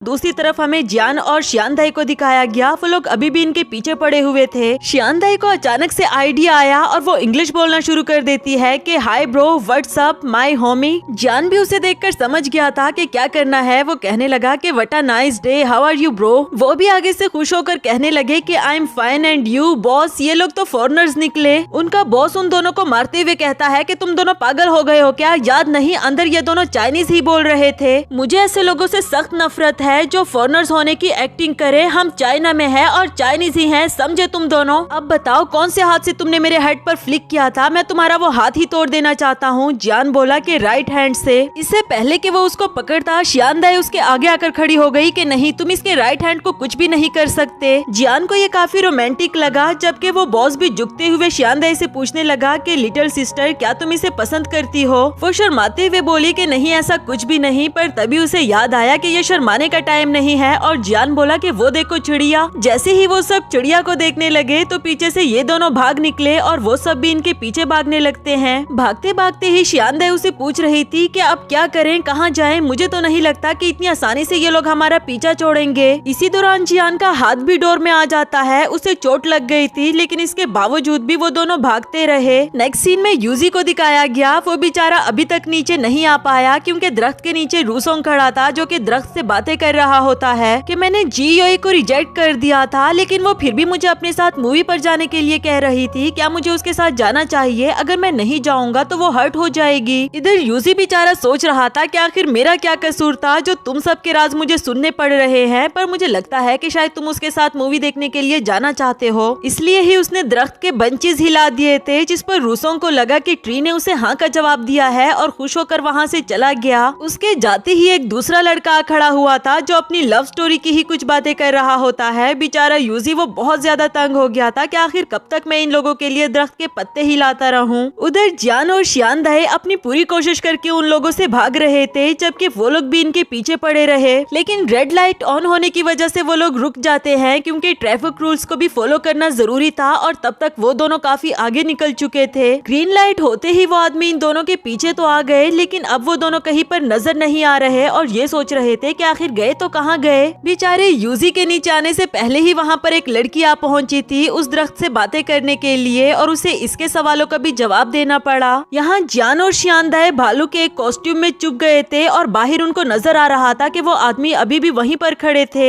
श्यानदाई उसके हाथ पर चोट देखकर इमोशनल हो गई थी और उसे माफी मांगना चाह रही होती है, जबकि जियान बार बार उसे बीच में ही चुप करवा देता और कहता कि अभी फिलहाल वो सामने खड़े हैं, बाद में सेंटी हो जाना। आफ्टर दैट आंखों ही आंखों में एक दूसरे से बात करते हैं कि अब हमें क्या करना चाहिए और श्यानदाई उसे कह रही थी कि किसी को कॉल करके यहाँ पर बुलाओ। जियान जल्दी से अपना फोन निकालकर यूजी को कॉल करना चाह रहा था, जबकि उधर यूजी को उसके फ्रेंड का मैसेज आया कि आखिरी 1 मिनट रह गया है, जल्दी आओ। इसके साथ ही उसका फोन उसके हाथ से छूट गया, जबकि वो भी दरख्त से नीचे गिर जाता है और हम देखते हैं कि किसी लड़के ने उसे पकड़ लिया था। यूजी एम्बेरस होने के साथ साथ उसका शुक्रिया अदा करता है और फिर फौरन वहाँ से भाग निकला क्योंकि आखिरी ही मिनट बचा था। इधर वो आदमी अभी भी यहीं पर खड़े रहे, इवन के उस भालू के साथ सेल्फीज ले रहे होते हैं, लेकिन कुछ ही टाइम में उन्हें अपना कुछ काम याद आया और फिर सारे वहाँ से चले गए। उनके जाते ही ये दोनों भी बाहर आ गए थे और नेक्स्ट सीन हमें स्कूल का दिखाया गया, जहाँ श्यानदाई जियान के हाथ पर बैंडेज लगा रही थी। साथ ही उसे सॉरी भी करती है कि ये सब कुछ मेरी वजह से हुआ, मगर जियान बोला कि कोई बात नहीं, हाथ पर चोट लगी तो क्या हुआ, मैंने एक इम्पोर्टेंट चीज को तो बचा लिया था ना। ये सुनकर श्यानदाई को याद आया कि कल तो वो मेरा हाथ बचाना चाह रहा था, यानी कि इसने मुझे प्रोटेक्ट किया, ये मेरी बात कर रहा है। इधर जियान बोला कि मैंने जो ड्राफ्ट बनाया था शुक्र है कि इसे कुछ नहीं हुआ, और श्यानदाई को याद आया कि उस वक्त मेरे हाथ में इसका बैग था और बैग के अंदर ये ड्राफ्ट। बेचारी का सपना फिर से टूट गया। खैर इसके बाद दोनों वहाँ से जाने लगे और इसी के साथ हमारा ये वाला एपिसोड भी खत्म हुआ।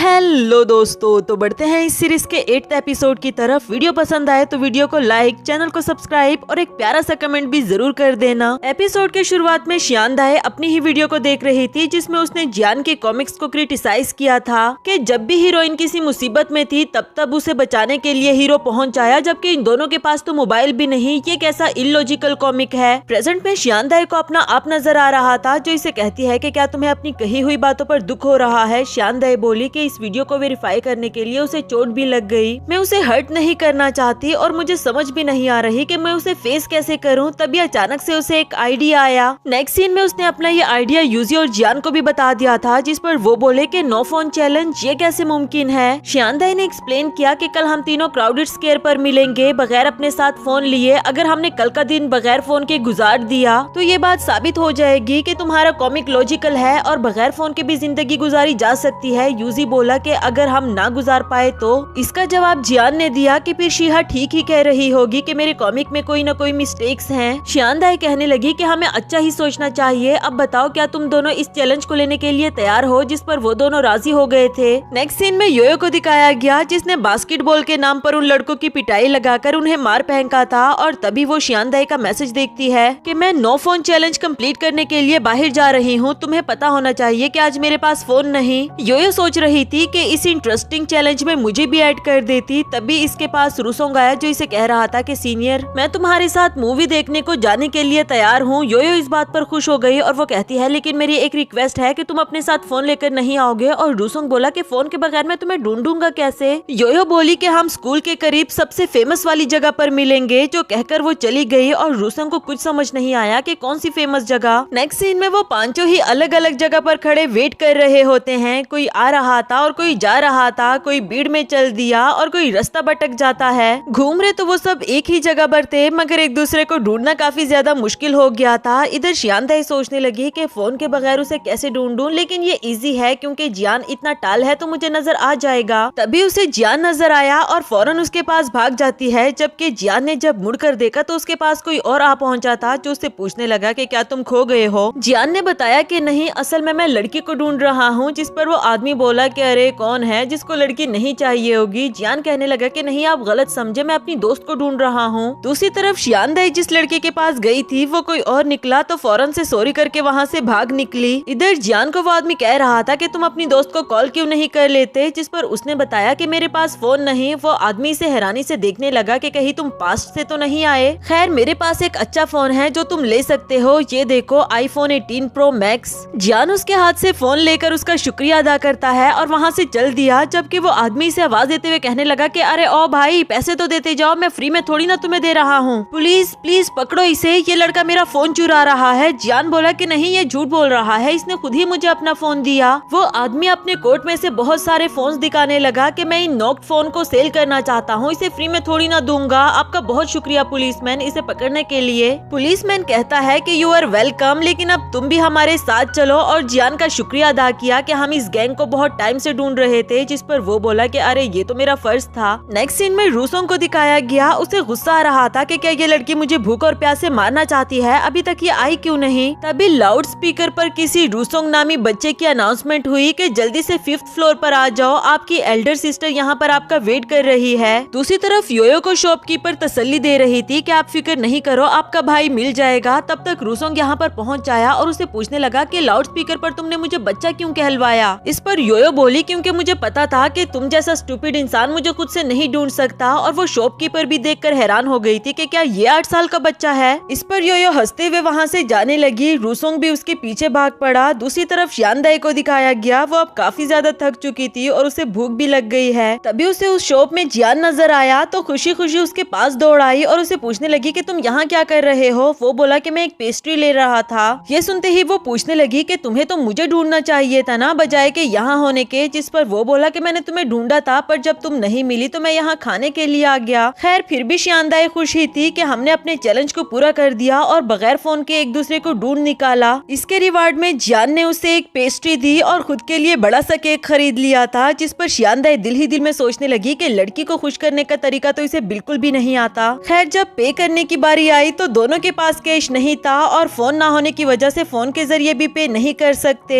जियान बोला कि क्या हम किसी और जरिए से पे कर सकते हैं, जैसे कि मैं एक कार्टूनिस्ट हूँ और मेरा ये ऑटोग्राफ ये मार्केट में 200 RMB के इक्वल है। शियान दाई ने तो एम्बेरसमेंट के मारे फौरन से अपना मुंह छुपा लिया था, क्योंकि जियान को खामखा की ये खुशफहमी थी कि वो बहुत फेमस है। जबकि वो सर्वेंट बोली कि मिस्टर, आप यहाँ से खुद निकलना चाहोगे या फिर मैं सिक्योरिटी गार्ड को बुलाऊं, जिसके बाद हम देखते हैं कि सिक्योरिटी गार्ड दोनों को उठाकर वहाँ से बाहर फेंक देता है। शियान दाई तो अभी भी उसे तसल्लियां दे रही थी, जिस पर जियान बोला कि सारा दिन मैंने कुछ भी नहीं खाया, तो हम कैसे कह सकते हैं कि ये चैलेंज सक्सेसफुल रहा। खैर, अब मैं अपने हाथों से पैसा कमाऊंगा। जिसके बाद दोनों ही सेंटर एरिया में खड़े हो गए थे और शियान दाई काफी एम्बेरस होते हुए आवाज लगा रही थी कि कॉलेज की स्टूडेंट स्केचेस बना रही है, जल्दी से आओ और अपना स्केच बनवाओ। इस पर जियान कहने लगा कि अगर तुम ऐसी ही आवाज लगाती रही फिर तो कोई भी नहीं आएगा। चलो अब मुझे देखो मैं कैसे लगाता हूँ। सुनो सुनो सुनो, एक फेमस कार्टूनिस्ट आपका स्केच बनाना चाहता है। अगर आपने इस मौके को मिस कर दिया तो अगले 10 सालों तक आपको इंतजार करना होगा। तब तक वहाँ पर एक लड़की रुकी जो आकर पूछने लगी कि कितने का एक स्केच बना रहे हो। शियान दाई ने बताया कि 20 RMB का।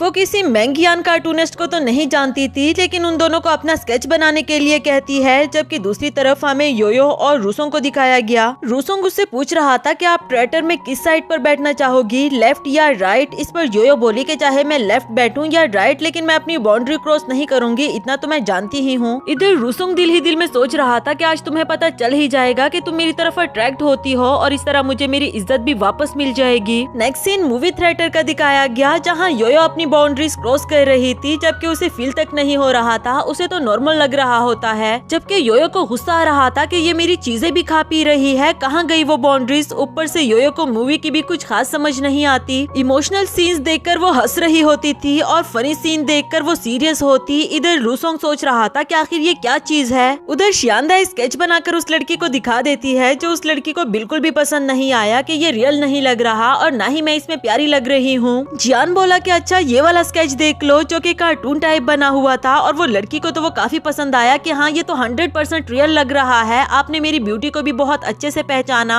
यकीनन तुम बहुत टैलेंटेड कार्टूनिस्ट होगे। जियान खुश हो गया कि आपने मेरे टैलेंट को भी पहचान लिया। चलो मैं आपको डिनर करवाता हूँ। और वो लड़की बोली कि फिर कभी। खैर 20 RMB देकर वहाँ से चली गई और ये दोनों खुश हो रहे थे कि चलो पैसे तो मिले। इसके बाद जियान शियान दाई को एक शॉप पर लेकर आया था कि तुम जो चाहो मैं तुम्हें वही दिलाऊंगा। शियान दाई ने एक मिल्क शेक मांग लिया था। बेचारे जियान को ना चाहते हुए भी वो दिलाना पड़ा, क्योंकि वो 20 RMB का ही था। अगर वो सारे पैसे इसे दे देता तो वो क्या करेगा। शियान दाई को भी जब रियलाइज हुआ कि जियान ने खुद के लिए तो कुछ लिया ही नहीं, तो वो काफी एम्बेरस हो गई और उसे कहने लगी कि चलो हम दोनों शेयर कर लेते हैं। ओह शिट, ये मैं क्या कर रही हूँ। मैंने पहले से इसमें एक सिप ले लिया है और अब अगर इसने भी पिया तो ये इनडायरेक्ट किस हो जाएगी। मैं अपना हाथ अब पीछे भी नहीं कर सकती, कितना एम्बेरसिंग लगेगा। दूसरी तरफ योयो थक गई थी और वो रूसोंग के लैब पर सर रख कर सो गई। जबकि रूसोंग सोच रहा था कि जब इसे जाग आएगी तो ये एम्बेरस भी होगी और मुझे सॉरी भी करेगी। हुआ भी बिल्कुल ऐसा ही। जब उसे जाग आई तो वो फौरन से सॉरी कर देती है और काफी शर्मा भी रही थी। लेकिन ये सिर्फ रूसोंग का ख्वाब था, क्योंकि योयो को जाग आने के बाद भी कोई एम्बेरसमेंट फील नहीं होती, बल्कि खाना शुरू कर देती है। और रूसोंग सोच रहा था कि शायद मैंने कुछ ज्यादा ही सोच लिया था। थिएटर से बाहर आते ही इन दोनों की फिर से बहस स्टार्ट हो गई। रूसोंग उसे कहता है कि क्या तुम मुझे यहाँ बगैर फोन के लाकर ह्यूमिलिएट करना चाहती थी, लेकिन मैं बता रहा हूँ कि तुम मुझे कभी भी नहीं हरा सकती और आज के बाद मुझसे दूर ही रहना। जो कहकर वो चला गया। इधर योयो सोच रही थी कि इसे क्या हुआ, शायद इसे मूवी समझ नहीं आई होगी, इसलिए ही तो ऐसे बिहेव कर रहा है। खैर छोड़ो, मुझे क्या। नेक्स्ट सीन में शियान दाई एक स्टोर से काफी कुछ खरीद लेती है और जियान से कह रही थी कि तुम फिक्र नहीं करो, मेरे पास इस स्टोर की मेंबरशिप है। लेकिन आखिरकार शॉप सर्वेंट ने बताया कि आपके फोन पर वेरिफिकेशन के लिए एक कोड आया होगा, मुझे वो बताओ। ये देखकर तो वो दोनों ही स्पीचलेस हो गए थे। बेचारे मुंह लटकाकर वहाँ से जाने लगे। चलते चलते जियान कह रहा था कि फोन के बगैर जिंदगी इतनी मुश्किल होगी, मैंने सोचा भी नहीं था। शियान दाई बोली मगर एक तरफ से अच्छा एक्सपीरियंस भी था। चाहे हमने पूरा दिन कुछ अच्छा नहीं खाया, लेकिन फोन ना होने की वजह से हमारी सारी अटेंशन आसपास के लोगों पर ही थी। दोनों ही साथ गुजारे हुए लम्हों को सोच रहे थे, जो काफी हैप्पी मोमेंट्स थे। जियान बोला कि चाहे आज मेरे पास फोन और पैसे नहीं थे, लेकिन मैं फिर भी परेशान नहीं था, क्योंकि मेरे पास तुम थी। शियान दाई तो खुशी से आसमान में उड़ने लगी थी। लेकिन तभी तभी भूख के मारे उसके पेट से आवाज आने लगी और जियान बोला कि चलो मेरे घर चलो, मैं तुम्हें अच्छा सा कुछ बना देता हूँ। शियांदे सुनकर खुश हो गई कि चलो फिर यूजी को भी कहते हैं। ओह शिट, यूजी! दोनों ही वापस भागने लगे। दूसरी तरफ बेचारे यूजी को भी उस फोन वाले के चक्कर में पुलिस अपने साथ ले आई थी। वो कहता रहा कि मैं इनका मेंबर नहीं हूँ। फ्लैशबैक से हम देखते हैं कि एक आदमी उसे फोन लेने के लिए कह रहा था और उस बेचारे ने तो अभी फोन को हाथ ही लगाया कि तभी पुलिस ने आकर उन दोनों को पकड़ लिया। प्रेजेंट में वो कहता भी है कि मैं बस अपने दोस्तों को कॉल करना चाह रहा था, जबकि पुलिसमैन बोला कि तुमने ही तो कहा कि तुम्हारे दोस्तों के पास फोन नहीं, तो फिर तुम कॉल क्यों करना चाह रहे थे। अब तो बेचारे के पास कोई भी जवाब नहीं था। तब तक वहाँ पर जियान और शियांदे भी पहुँच आए थे, जिन्हें देखकर यूजी रोने लगा कि प्लीज मेरी मदद करो। इसके बाद नेक्स्ट सीन बस का दिखाया गया। यूजी कह रहा था कि फोन के बगैर तो सांस भी लेना मुश्किल है, मैं आइंदा कभी भी इस तरह का चैलेंज एक्सेप्ट नहीं करूंगा। जबकि जियान काफी ज्यादा इमोशनल हो गया कि इसका मतलब मेरे ही कॉमिक में कोई खराबी है और शिहा ने ठीक कहा। अब यूजी और शियांदे को भी बुरा लग रहा था। यूजी बोला कि तुम फिक्र नहीं करो, मैं अभी कमेंट करके उसे तुम्हारी सारी मेहनत के बारे में बताता हूँ। शियांदे बोली कि रुक जाओ, वो पहले से ही सब कुछ जानती है क्योंकि मैं ही शिहा हूँ। ये सुनकर वो दोनों बहुत ज्यादा हैरान हो गए और इसी के साथ हमारा ये वाला एपिसोड भी खत्म हुआ। हेलो दोस्तों, तो बढ़ते हैं इस सीरीज के 9th एपिसोड की तरफ। एपिसोड की शुरुआत बिल्कुल उसी सीन से होती है जहां यूजी का बस स्टॉप आ गया था। वो कहता है कि मैं जा रहा हूं, पर उसे समझ नहीं आती कि ये दोनों खामोश क्यों हैं, इसलिए उसने एक दफा फिर से कह दिया कि मैं सच में जा रहा हूं। यहाँ तो ड्राइवर ने भी उसे डांट दिया कि अबे उतर भी जाओ, जिसकी वजह से उसे फौरन उतरना पड़ा, जबकि वो दोनों अभी भी कुछ नहीं बोले। फिर जैसे ही जियान शियांदे के करीब आता है तो वो इमेजिन करने लगी कि जियान उसे बहुत गुस्से में पूछ रहा था कि तुमने मुझे पहले क्यों नहीं बताया, इतने अरसे तक मुझसे ये बात क्यों छुपा कर रखी। शियांदे चीख चीख कर कुछ कह रही थी, लेकिन उसकी आवाज साइलेंट होती है और जियान वहाँ से जाते हुए कहने लगा कि आज के बाद मुझसे मत मिलना। तभी उसे जियान की कब्र नजर आती है जिस पर लिखा हुआ था कि यहाँ चियान ये और शियांदे का आना मना है। ये देखकर वो ऊंची आवाज में कहती है कि प्लीज मुझे माफ कर दो, जबकि प्रेजेंट में जियान उसे कह रहा था कि शियांदे तुमने मुझसे इतनी देर तक ये बात क्यों छुपाई। इससे पहले कि वो कुछ कह पाती, ये बोला कि तुम्हें पता है मैं भी तुम्हारा एक फॉलोवर था।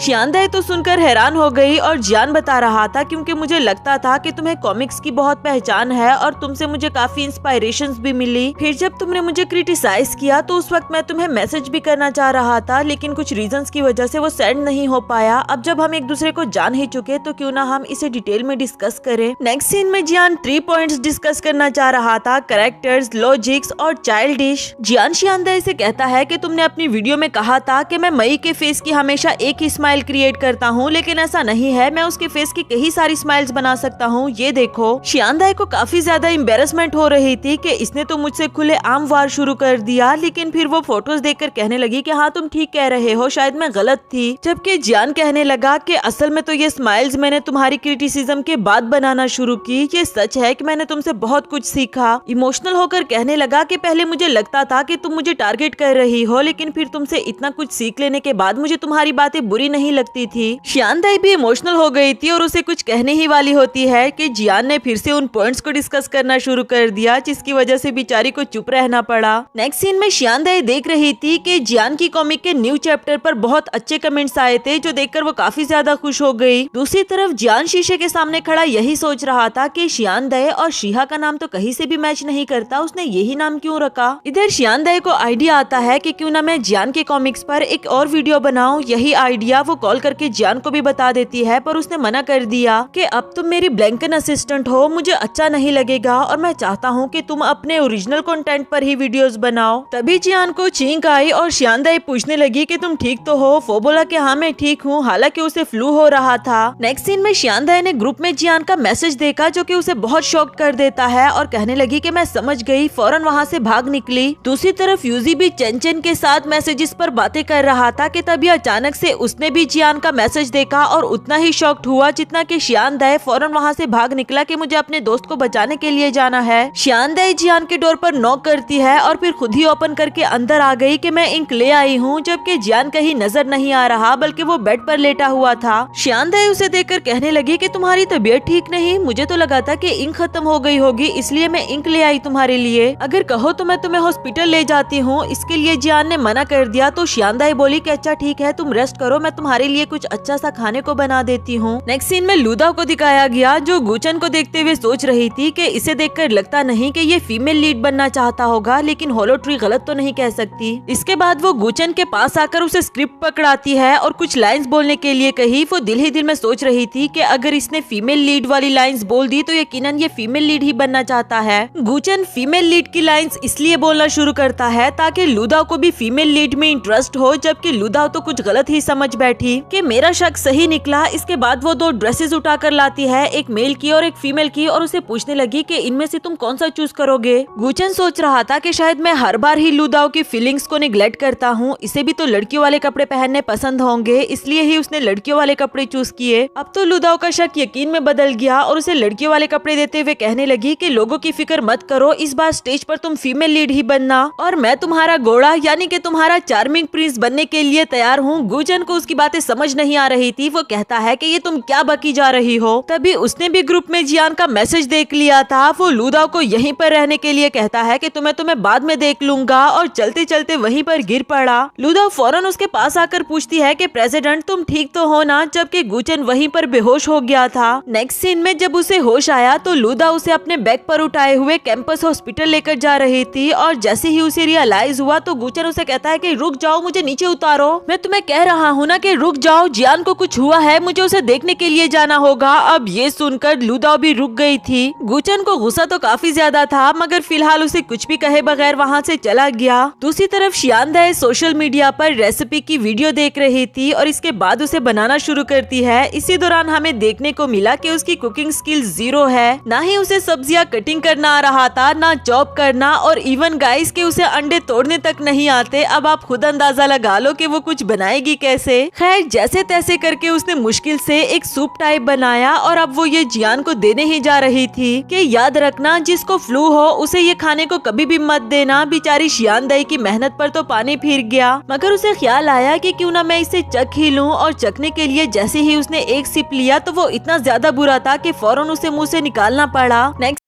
सीन में रूसोंग को दिखाया गया। अचानक ही उसने अपने सामने योयो को देखा जो काफी सैड लग रही थी, तो ये सोचने लगा कि कहीं कल मैंने इसे कुछ ज्यादा ही हर्ट तो नहीं कर दिया और उस वजह से कहीं इसने मुझे ब्लॉक तो नहीं किया। फौरन अपना फोन निकालकर उसे मैसेज कर देता है, लेकिन वो ब्लॉक नहीं हुआ और साथ ही उसने जियान का मैसेज देखा तो बजाय कि वो योयो के पास जाता वो जियान के पास जाने लगा। हम देखते हैं कि योयो की आंख में कुछ चला गया था, इसीलिए ही वो आंख पकड़ कर बैठी थी, वरना तो वो बिल्कुल ठीक ठाक है। और रूसोंग ने हमेशा की तरह ओवर थिंकिंग की। दूसरी तरफ बेचारी शियानदाए किचन में अपना मचाया हुआ गन देखकर काफी ज्यादा मायूस हो चुकी थी और उसे समझ नहीं आती कि अब जियान को खाने के लिए क्या दूं। तभी उसकी नजर एक जिंजर पर पड़ी। अगले ही सीन में वो जियान के पास आते हुए कहती है कि ये लो जियान, मैंने तुम्हारे लिए जिंजर सूप बनाया। जबकि वो उठते हुए जब पीने लगा तो उसने देखा कि ये क्या है, ये तो सिर्फ पानी है। वो बेचारी एम्बेरस होते हुए कहने लगी कि जब मैं जिंजर सूप बना रही थी तो जिंजर काफी ज्यादा जल गया था, इसलिए मैंने उसे फेंक दिया। तो ये जिंजर सूप ही है, जिंजर के बगैर वाला। जियान को दिल ही दिल में उस पर हंसी भी आ रही थी, लेकिन उसका दिल रखने के लिए कहता है कि गर्म पानी पीना सेहत के लिए बहुत अच्छा होता है, इसलिए तुम्हारा बहुत बहुत शुक्रिया। तब तक रूसोंग और गुचन भी साथ पहुँच आए, ये कहते हुए कि हम इंक ले आए हैं। वो दोनों भी इनको देखकर हैरान थे। इसके बाद जियान इनसे सॉरी करता है कि मुझे पता ही नहीं चला और मैंने ग्रुप का टेक्स्ट बटन दबा दिया।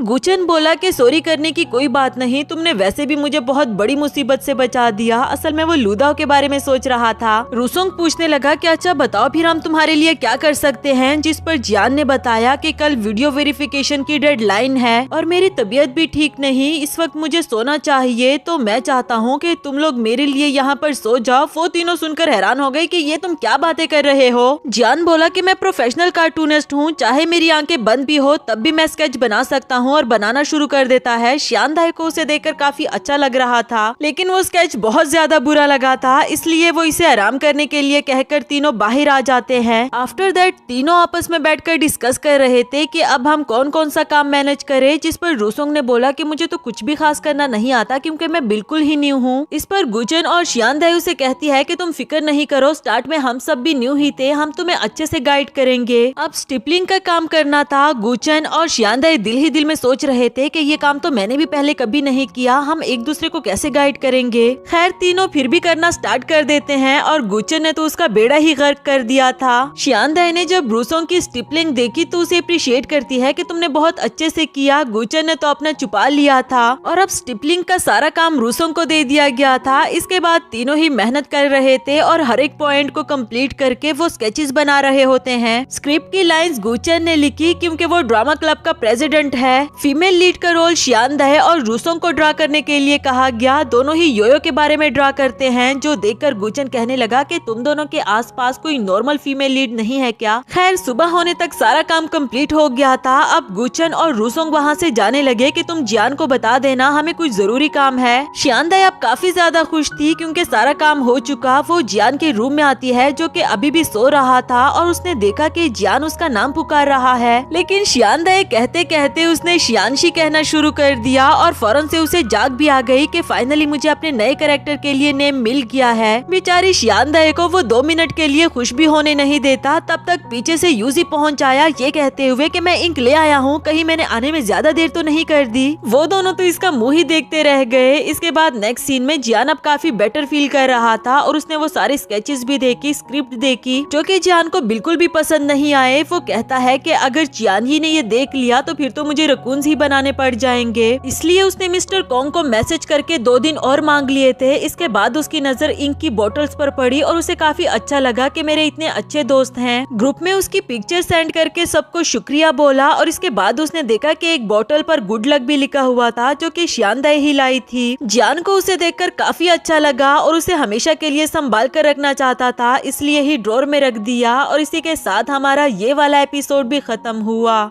हेलो दोस्तों, तो बढ़ते हैं इस सीरीज के 10th एपिसोड की तरफ। वीडियो पसंद आए तो वीडियो को लाइक और चैनल को भी सब्सक्राइब जरूर कर देना। एपिसोड के शुरुआत में जियान मिस्टर कॉन्ग का शुक्रिया अदा कर रहा था कॉमिक का न्यू चैप्टर एक्सेप्ट करने पर। इधर यूजी और शियांदाई भी सुनकर काफी ज्यादा खुश हो गए। कॉल करते साथ ही शियांदाई ऊंची आवाज में कहने लगी कि अरे वाह, हमारा कॉमिक फॉल इन लव दोबारा से नंबर 1 पर आ गया है। जरा मुझे भी दिखाओ कौन सा चैप्टर सबमिट करवाया था। अब वो चैप्टर तो जियान ने खुद ही लिखा था और वो शियांदाई को हर्ट भी नहीं करना चाहता, इसलिए कहने लगा कि प्रोफेशनल कार्टूनिस्ट एक दफा लिख लेने के बाद दोबारा से उसे नहीं पढ़ते, इसलिए रहने दो। शियांदाई को जरा अजीब तो लगा, जबकि जियान ने फौरन से यू टर्न ले लिया कि मेरे पास तुम दोनों के लिए बहुत बड़ा गिफ्ट है। वो दोनों तो खुशी से पागल हो रहे थे और गिफ्ट का इंतजार करने लगे। तभी जियान गिफ्ट लेकर आता है, जो कि उसने एक कपड़े पर दोनों के नाम लिखवाए थे। ये देखकर दोनों की खुशी तो खाक में ही मिल गई थी। इसके बाद जब जियान उनकी पिक्चर क्लिक करना चाह रहा था तो वो बोला कि नहीं नहीं, इसकी कोई जरूरत नहीं, रहने दो। पर जियान को भी उन दोनों के लटके हुए मुंह नजर आ रहे थे, इसलिए वो कहने लगा कि मेरे पास तुम लोगों के लिए एक और गिफ्ट भी है। इस बार तो उन दोनों को अच्छे की उम्मीद नहीं थी, पर जियान बोला कि मैं तुम सबको एक ट्रिप पर लेकर जाना चाहता हूँ। यूजी और शियांदाई ने जल्दी जल्दी से अपने आइडियाज बताए कि हमें ट्रिप पर कहाँ जाना चाहिए। यूजी एक्सपेक्ट कर रहा था कि उसकी बात मानी जाएगी, मगर जियान ने शियांदाई के आइडिया को एक्सेप्ट किया क्योंकि उस ट्रिप पर डिस्काउंट था और अगर 7 लोग साथ में जाए तो उस पर और भी ज्यादा डिस्काउंट होगा। अब ये लोग सोच रहे थे कि हम लोग तो 6 ही हैं, 7वां कौन ऐड किया जाए, जो कि यकीनन योयो ही थी। नेक्स्ट सीन में बीच पर जाने के लिए योयो लूदाओ के साथ मिलकर स्विमिंग सूट बाय कर रही थी कि तभी इन दोनों को रूसोंग ने देख लिया था और वो तो लूदाओ को लड़का ही समझ बैठा। वो सोच रहा था कि कहीं ये जी योए का बॉयफ्रेंड तो नहीं। नहीं, उसने इस बारे में कभी जिक्र भी नहीं किया, पर खैर मुझे क्या लेना देना, अच्छा ही है, मेरी जान छूट जाएगी। लेकिन असल में तो वो जेलस फील कर रहा था और वो खुद से ही कहने लगा कि ये लड़का मुझे ठरकी सा लग रहा है, मुझे जी योए को बचाना चाहिए। फौरन से भागकर उसके पास आ गया था और कहता है कि अपना बैग मुझे पकड़ा दो। इस पर योयो और लूदाओ को तो बड़ा ही अजीब लगा। जब उसने देखा कि लूदाओ योयो के कहने पर लड़कियों वाले कपड़े भी पहनने को तैयार है, तो ये दिल ही दिल में सोचने लगा कि मैं क्यों नहीं। लड़कियों के कपड़े दिखाते हुए कहने लगा कि मैं भी इसे ट्राई कर सकता हूँ। उन दोनों को इसका बिहेवियर बहुत ही अजीब लगा और लूदाओ पूछने लगी कि कहीं तुमने जियोए पर वो वाली नजर तो नहीं रखी हुई। जिस पर रूसोंग बोला कि भला इस पर वो वाली नजर कौन ही रख सकता है। यहाँ तो योयो ने उसे गले से पकड़ लिया था कि क्या मतलब, तुम कहना क्या चाहते हो। इसके बाद नेक्स्ट सीन में जियान उन सब का वेट कर रहा होता है और वो सब भी अपने बैग्स लेकर पहुंच जाए। रूसोंग योयो से कहता है कि हम दोनों साथ में बैठेंगे, जबकि दूसरी तरफ जियान यूजी और शियांदाई को देखकर कहने लगा कि तुम आ गए हो। यूजी दिल ही दिल में खुश हो रहा था कि जियान स्पेशली मेरे लिए वेट कर रहा है। दूसरी तरफ शियांदाई भी कुछ ऐसा ही सोच रही थी, जबकि जियान यूजी के पास से गुजर कर आ गया। मगर ऐसा भी नहीं कि वो शियांदाई को रिसीव करने के लिए आया था, बल्कि उसे कैमरा लेते हुए कहने लगा कि मैं इसे कैसे भूल गया था, मुझे अपने कॉमिक के लिए मटेरियल भी तो गैदर करना है। उस बेचारी का भी मुंह बन गया था। यूजी कहने लगा कि जियान, क्या तुम मुझ जैसे हैंडसम लड़के का सामान उठाकर गाड़ी में नहीं रखवा सकते। शियांदाई को तो उसे देखकर लड़कियों वाली फीलिंग्स ही आ रही थी, जबकि जियान वापस आकर उसका सामान उठाते हुए अपने साथ ले जाता है और यूजी बेचारे को फिर से इग्नोर किया। उसे हेल्प के लिए आवाज लगाते हुए रूसोंग ने देख लिया था, तो उसके पास आकर कहने लगा कि सीनियर, मैं आपकी हेल्प कर देता हूँ। उसका सामान उठाते हुए गाड़ी में रखवा देता है। मैं न्यू कमर रूसोंग हूँ, आप बहुत ज्यादा हैंडसम हो। क्या आपके डिपार्टमेंट में सभी लड़के आपकी तरह हैंडसम ही हैं? यूजी को अपनी तारीफ सुनकर खुशी भी हो रही थी और हमेशा की तरह शाय भी फील कर रहा होता है। नेक्स्ट सीन में इन सबको गाड़ी में दिखाया गया और सभी मजे मजे से अपने अपने काम में लगे हुए थे और कुछ देर के बाद हम देखते हैं कि एक दूसरे के ऊपर सर रखकर सो चुके थे। मगर जियान और शियांदाई को नींद नहीं आती। तभी जियान शियांदाई से कहने लगा कि तुम्हारी आंख पे ये। उधर शियांदाई खुश हो रही थी कि फाइनली इसने मेरे मेकअप को ऑब्जर्व किया, अब ये मेरी तारीफ करेगा। जियान उसके ऊपर स्प्रे लगाने लगा कि तुम्हें मच्छर ने काट लिया है और शियांदाई बोली कि ये तुम क्या कर रहे हो, तुमने मेरा मेकअप खराब कर दिया। ये मच्छर ने नहीं काटा बल्कि मैंने मेकअप किया हुआ है, क्या तुम्हें नजर नहीं आ रहा? जियान भी थोड़ा सा एम्बेरस हो जाता है कि मेकअप किया हुआ है। अच्छा, फिर तुम्हारी लिप्स पर अच्छे से लिपस्टिक नहीं लगी, रीअप्लाई कर लो।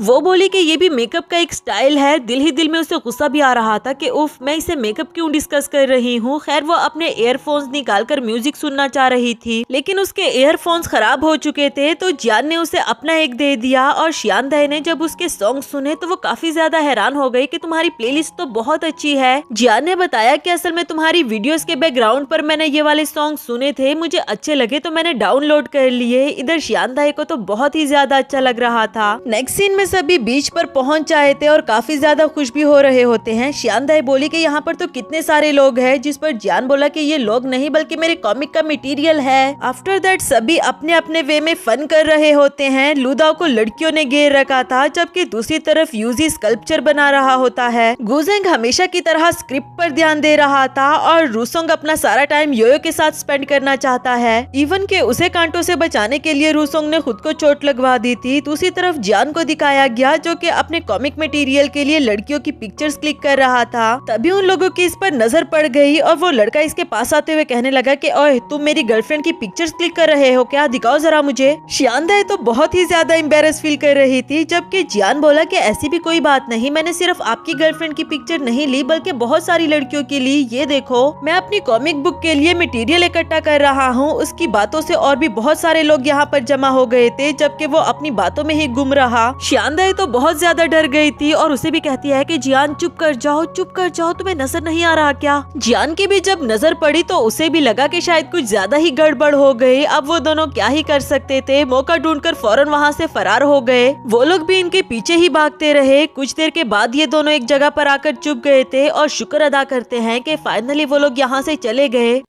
इसी दौरान शियांदाई गिरने वाली होती है और जियान ने उसे पकड़कर बचा लिया था और आज पहली बार इन दोनों को कुछ रोमांटिक लगा। इवन कि जियान को भी कुछ कुछ होने लगा था, पर उसकी चींक उसे रियलिटी में वापस ले आई। शियांदाई पूछने लगी कि क्या हुआ, तुम्हें अभी भी फ्लू है क्या? जियान बोला कि नहीं, ऐसी कोई बात नहीं, वो तुम्हारे बाल मेरे नाक में आ गए थे ना, बस इसलिए। साथ ही वो शर्मा भी रहा था। खैर, वापस आते हुए वो दोनों मजे मजे से बातें कर रहे थे कि तभी गुजेंग और यूजी ने जियान को अपने पास बुला लिया बोट में आने के लिए, जबकि वो बोट बिल्कुल बच्चों वाली दिख रही थी। योयो शियांदाई से पूछने लगी कि तुम दोनों के बीच में हो क्या रहा है, और वो बोली कि ऐसा कुछ भी नहीं हो रहा जैसा तुम समझ रही हो। खैर, ये बताओ कि रूसोंग कहाँ है? योयो ने बताया कि वो रहा बेचारा, मुझे बचाते हुए उसे चोट लग गई थी और इन लड़कों को देखो, ये लोग मौज मस्ती कर रहे हैं, लेकिन अगर रूसोंग फन नहीं कर सकता तो मैं उन लोगों को भी करने नहीं दूंगी। जल्दी से जाकर उस रबड़ वाली बोट में पिन चुबा देती है, जबकि उन लड़कों को फील होने तक नहीं दिया। शियांदाई भी हैरान थी और उसे पूछने लगी कि आखिर तुमने किया क्या? योयो ने बताया कि मैंने उसमें पिन चुबा दी और इस पर शियांदाई ने बताया कि तुम भी कितनी पागल हो, तुम उसका कैप ओपन कर लेती। योयो कहने लगी कि तुम्हारा आइडिया बहुत अच्छा है और वो जल्दी से स्विम करते हुए बोट तक पहुंच जाती है। उसका कैप भी ओपन कर लिया और उन लड़कों को पता तक नहीं चला। इधर बेचारी शियांदाई सोच रही थी कि मैं कहाँ फंस गई हूँ। योयो से कहने लगी कि वो तीनों डूब जाएंगे, पर योयो बोली कि तुम फिक्र नहीं करो, उन सबको स्विमिंग करना आता है। वो तीनों भी मुश्किल से खुद को डूबने से बचा लेते हैं, मगर कुछ गड़बड़ लग रही थी। श्यानदाई बोली कि क्या हुआ, तुम लोग बाहर क्यों नहीं आ रहे, जिस पर वो बोले कि नहीं हम यहाँ पर ठीक है, हमें यहाँ पर काफी मजा आ रहा है, तुम दोनों यहाँ पर खड़े क्या कर रहे हो, आगे जाओ ना, एंजॉय करो। जिस पर योयो बोली कि खैर छोड़ो इनको, चलो हम आगे चलते हैं। तभी हमने देखा कि इन तीनों की चड्डियां तो इनके हाथों में थी, तभी तो बाहर नहीं आते और इन्हें समझ नहीं आती कि आखिर मेरे हाथ में किसकी चड्डी है। आपस में ही लड़ना शुरू कर दिया। थोड़ी देर तक थक हार कर बाहर आ गए थे और बेचारे रूसों को तो कुछ पूछने तक का मौका ही नहीं दिया। खैर हिम्मत करके पूछ ही लिया कि क्या वो हैंडसम सा लड़का जियोए का बॉयफ्रेंड है क्या, प्लीज मुझे बता दो। ये सुनकर तो उन तीनों के कान खड़े हो गए थे कि कौन सा हैंडसम लड़का, और आखिर इतनी हिम्मत किस में आई। रूसोंग बोला कि वही लड़का जो बस में गुचेन के साथ बैठा हुआ था। ये सुनकर तीनों वापस से लेट जाते हैं कि ओहो क्या बात कर रहे हो। नेक्स्ट सीन में रूसोंग काफी ज्यादा एम्बेरस फील कर रहा था कि असल में वो एक लड़की निकली, मैंने तो उस वक्त क्या कुछ नहीं कर दिया था। लेकिन अब उसका दिल भी काफी हल्का हो चुका था और वहीं पर लेटकर म्यूजिक सुनना शुरू कर दिया। तब तक यहाँ पर योए आई और उसे कहीं से खराटों की आवाज सुनाई दे रही थी। जब उसने मुड़कर देखा तो वो रूसोंग था जो काफी गहरी नींद में सो रहा है। इवन के उठाने पर भी वो नहीं उठा तो वो उसके करीब जाकर सुनने लगी कि आखिर ये सुन क्या रहा है। वो तो योयो की ही आवाज थी। तो उसे याद आया जब एक बार रूसोंग ने बताया था कि योयो कितना अच्छा गाती है, मुझे वो बहुत पसंद है और तुम उसकी तरह कभी भी नहीं गा सकती। अब उसे काफी ज्यादा अच्छा लग रहा था और वो खुद से ही कहने लगी कि पता नहीं क्यों अचानक से मेरा कुछ नोटी करने को दिल कर रहा है। ये कहकर वो रूसोंग के करीब आ गई थी। तभी रूसोंग भी उसका नाम ले रहा था और साथ ही वो पीछे ये कह देता है कि कोई पागल ही होगा जो उस डेविल को लाइक करता हो। इस पर तो योयो को बहुत ज्यादा गुस्सा आ गया। उसके फोन पर एक लाउड और बेसुरा म्यूजिक लगा देती है जिसकी वजह से रूसोंग को फौरन से जाग आ गई और योयो कहने लगी कि अभी अभी तुमने क्या कहा। उस बेचारे को तो कुछ भी याद नहीं था मगर फिलहाल योयो से बचने के लिए वहाँ से भागना शुरू कर देता है। नेक्स्ट सीन में गुजेंग को दिखाया गया जो कि अकेले में बैठकर स्क्रिप्ट कंप्लीट करना चाह रहा था, लेकिन उसे समझ नहीं आती कि बार बार उसे लूदाओ का ख्याल क्यों आ जाता है। उसे फील हो रहा था कि शायद मैं लूदाओ की फीलिंग्स को निग्लेक्ट कर रहा हूँ। अगर वो मेरे साथ स्टेज पर परफॉर्म करना चाहती है तो मुझे भी उसकी यह ख्वाहिश पूरी कर देनी चाहिए। दूसरी तरफ जियान और श्यानदाई को एक अंकल कहते हैं कि आज जाओ फिश खरीद लो, मेरे सारे फिशेस कपल में हैं इसलिए आपको भी 2 खरीदने होंगे। तभी जियान देखकर कहने लगा कि ये वाला फिश अभी तो इस वाली फिश को फॉलो कर रहा था और अभी दूसरी को कर रहा है, और देखो तो सही अब ये सभी पर लाइन मार रहा है। अगर मैंने ये कॉमिक में लिख दिया तो किसी को भी पसंद नहीं आएगा। अंकल जी आपको इन फिशेस को बता देना चाहिए कि कौन किसका कपल है। बेचारी श्यानदाई तो उसके साथ काफी एम्बेरस फील कर रही थी। इससे पहले कि अंकल भी अपना सर पकड़कर बैठ जाता, श्यानदाई उसे जल्दी जल्दी वहाँ से ले गई। उनके जाते ही यहाँ पर योयो और रूसोंग पहुँच आए थे जिनकी बहस अभी तक खत्म नहीं हुई। रूसोंग उसे पूछ रहा था कि आखिर मैंने किया क्या है और योयो उसे बताती नहीं कि तुम्हें खुद पता होना चाहिए। उसी फिश वाले अंकल ने जब इनको भी फिश खरीदने के लिए कहा तो जियोए बोली कि अगर मैं खुद सिंगल हूँ तो मैं किसी को भी कपल बनने नहीं दूंगी। गुस्से में कुछ फिशेस को अलग कर देती है कि अब ये जरा कपल बन कर दिखाए और वहाँ से जाने लगी। इधर अंकल तो अब सच में ही सर पकड़कर बैठ गया था जबकि रूसोंग उनको सॉरी करते हुए वहाँ से चला गया। उधर जियान और श्यानदाई के बीच में कुछ रोमांटिक सीन शुरू हो गए थे। जियान श्यानदाई के हाथ से कॉटन कैंडी भी खा लेता है जिस पर वो बोली कि असल में मैं तुम्हें अपनी लेने के लिए कह रही थी। इसके बाद जियान ने नोटिस किया कि श्यानदाई उसे घूर घूर कर देखी जा रही थी, पर जब उसने नोटिस किया तो इसने नजरें ही फेर ली। पर इस बार भी उसने गलत ही समझ लिया था कि यकीनन मेरी हाइट से जेलस हो रही होगी। इधर लूदा और यूजी को लड़कियों ने घेर रखा था कि प्लीज हमें वीचैट पर ऐड कर लो, और उनसे जान बचाने के लिए इन दोनों को भागना पड़ा। नेक्स्ट सीन में रूसोंग और योयो का झगड़ा अभी भी खत्म नहीं होता। रूसोंग उसे पूछ रहा था कि आखिर मैंने किया क्या है ये तो बताओ, मैं तो वहाँ पर सो रहा था। योयो उस पर गुस्सा ही कर रही थी, कुछ बताती भी नहीं और वहाँ से चली गई। इसी के साथ हमारा ये वाला एपिसोड भी खत्म हुआ।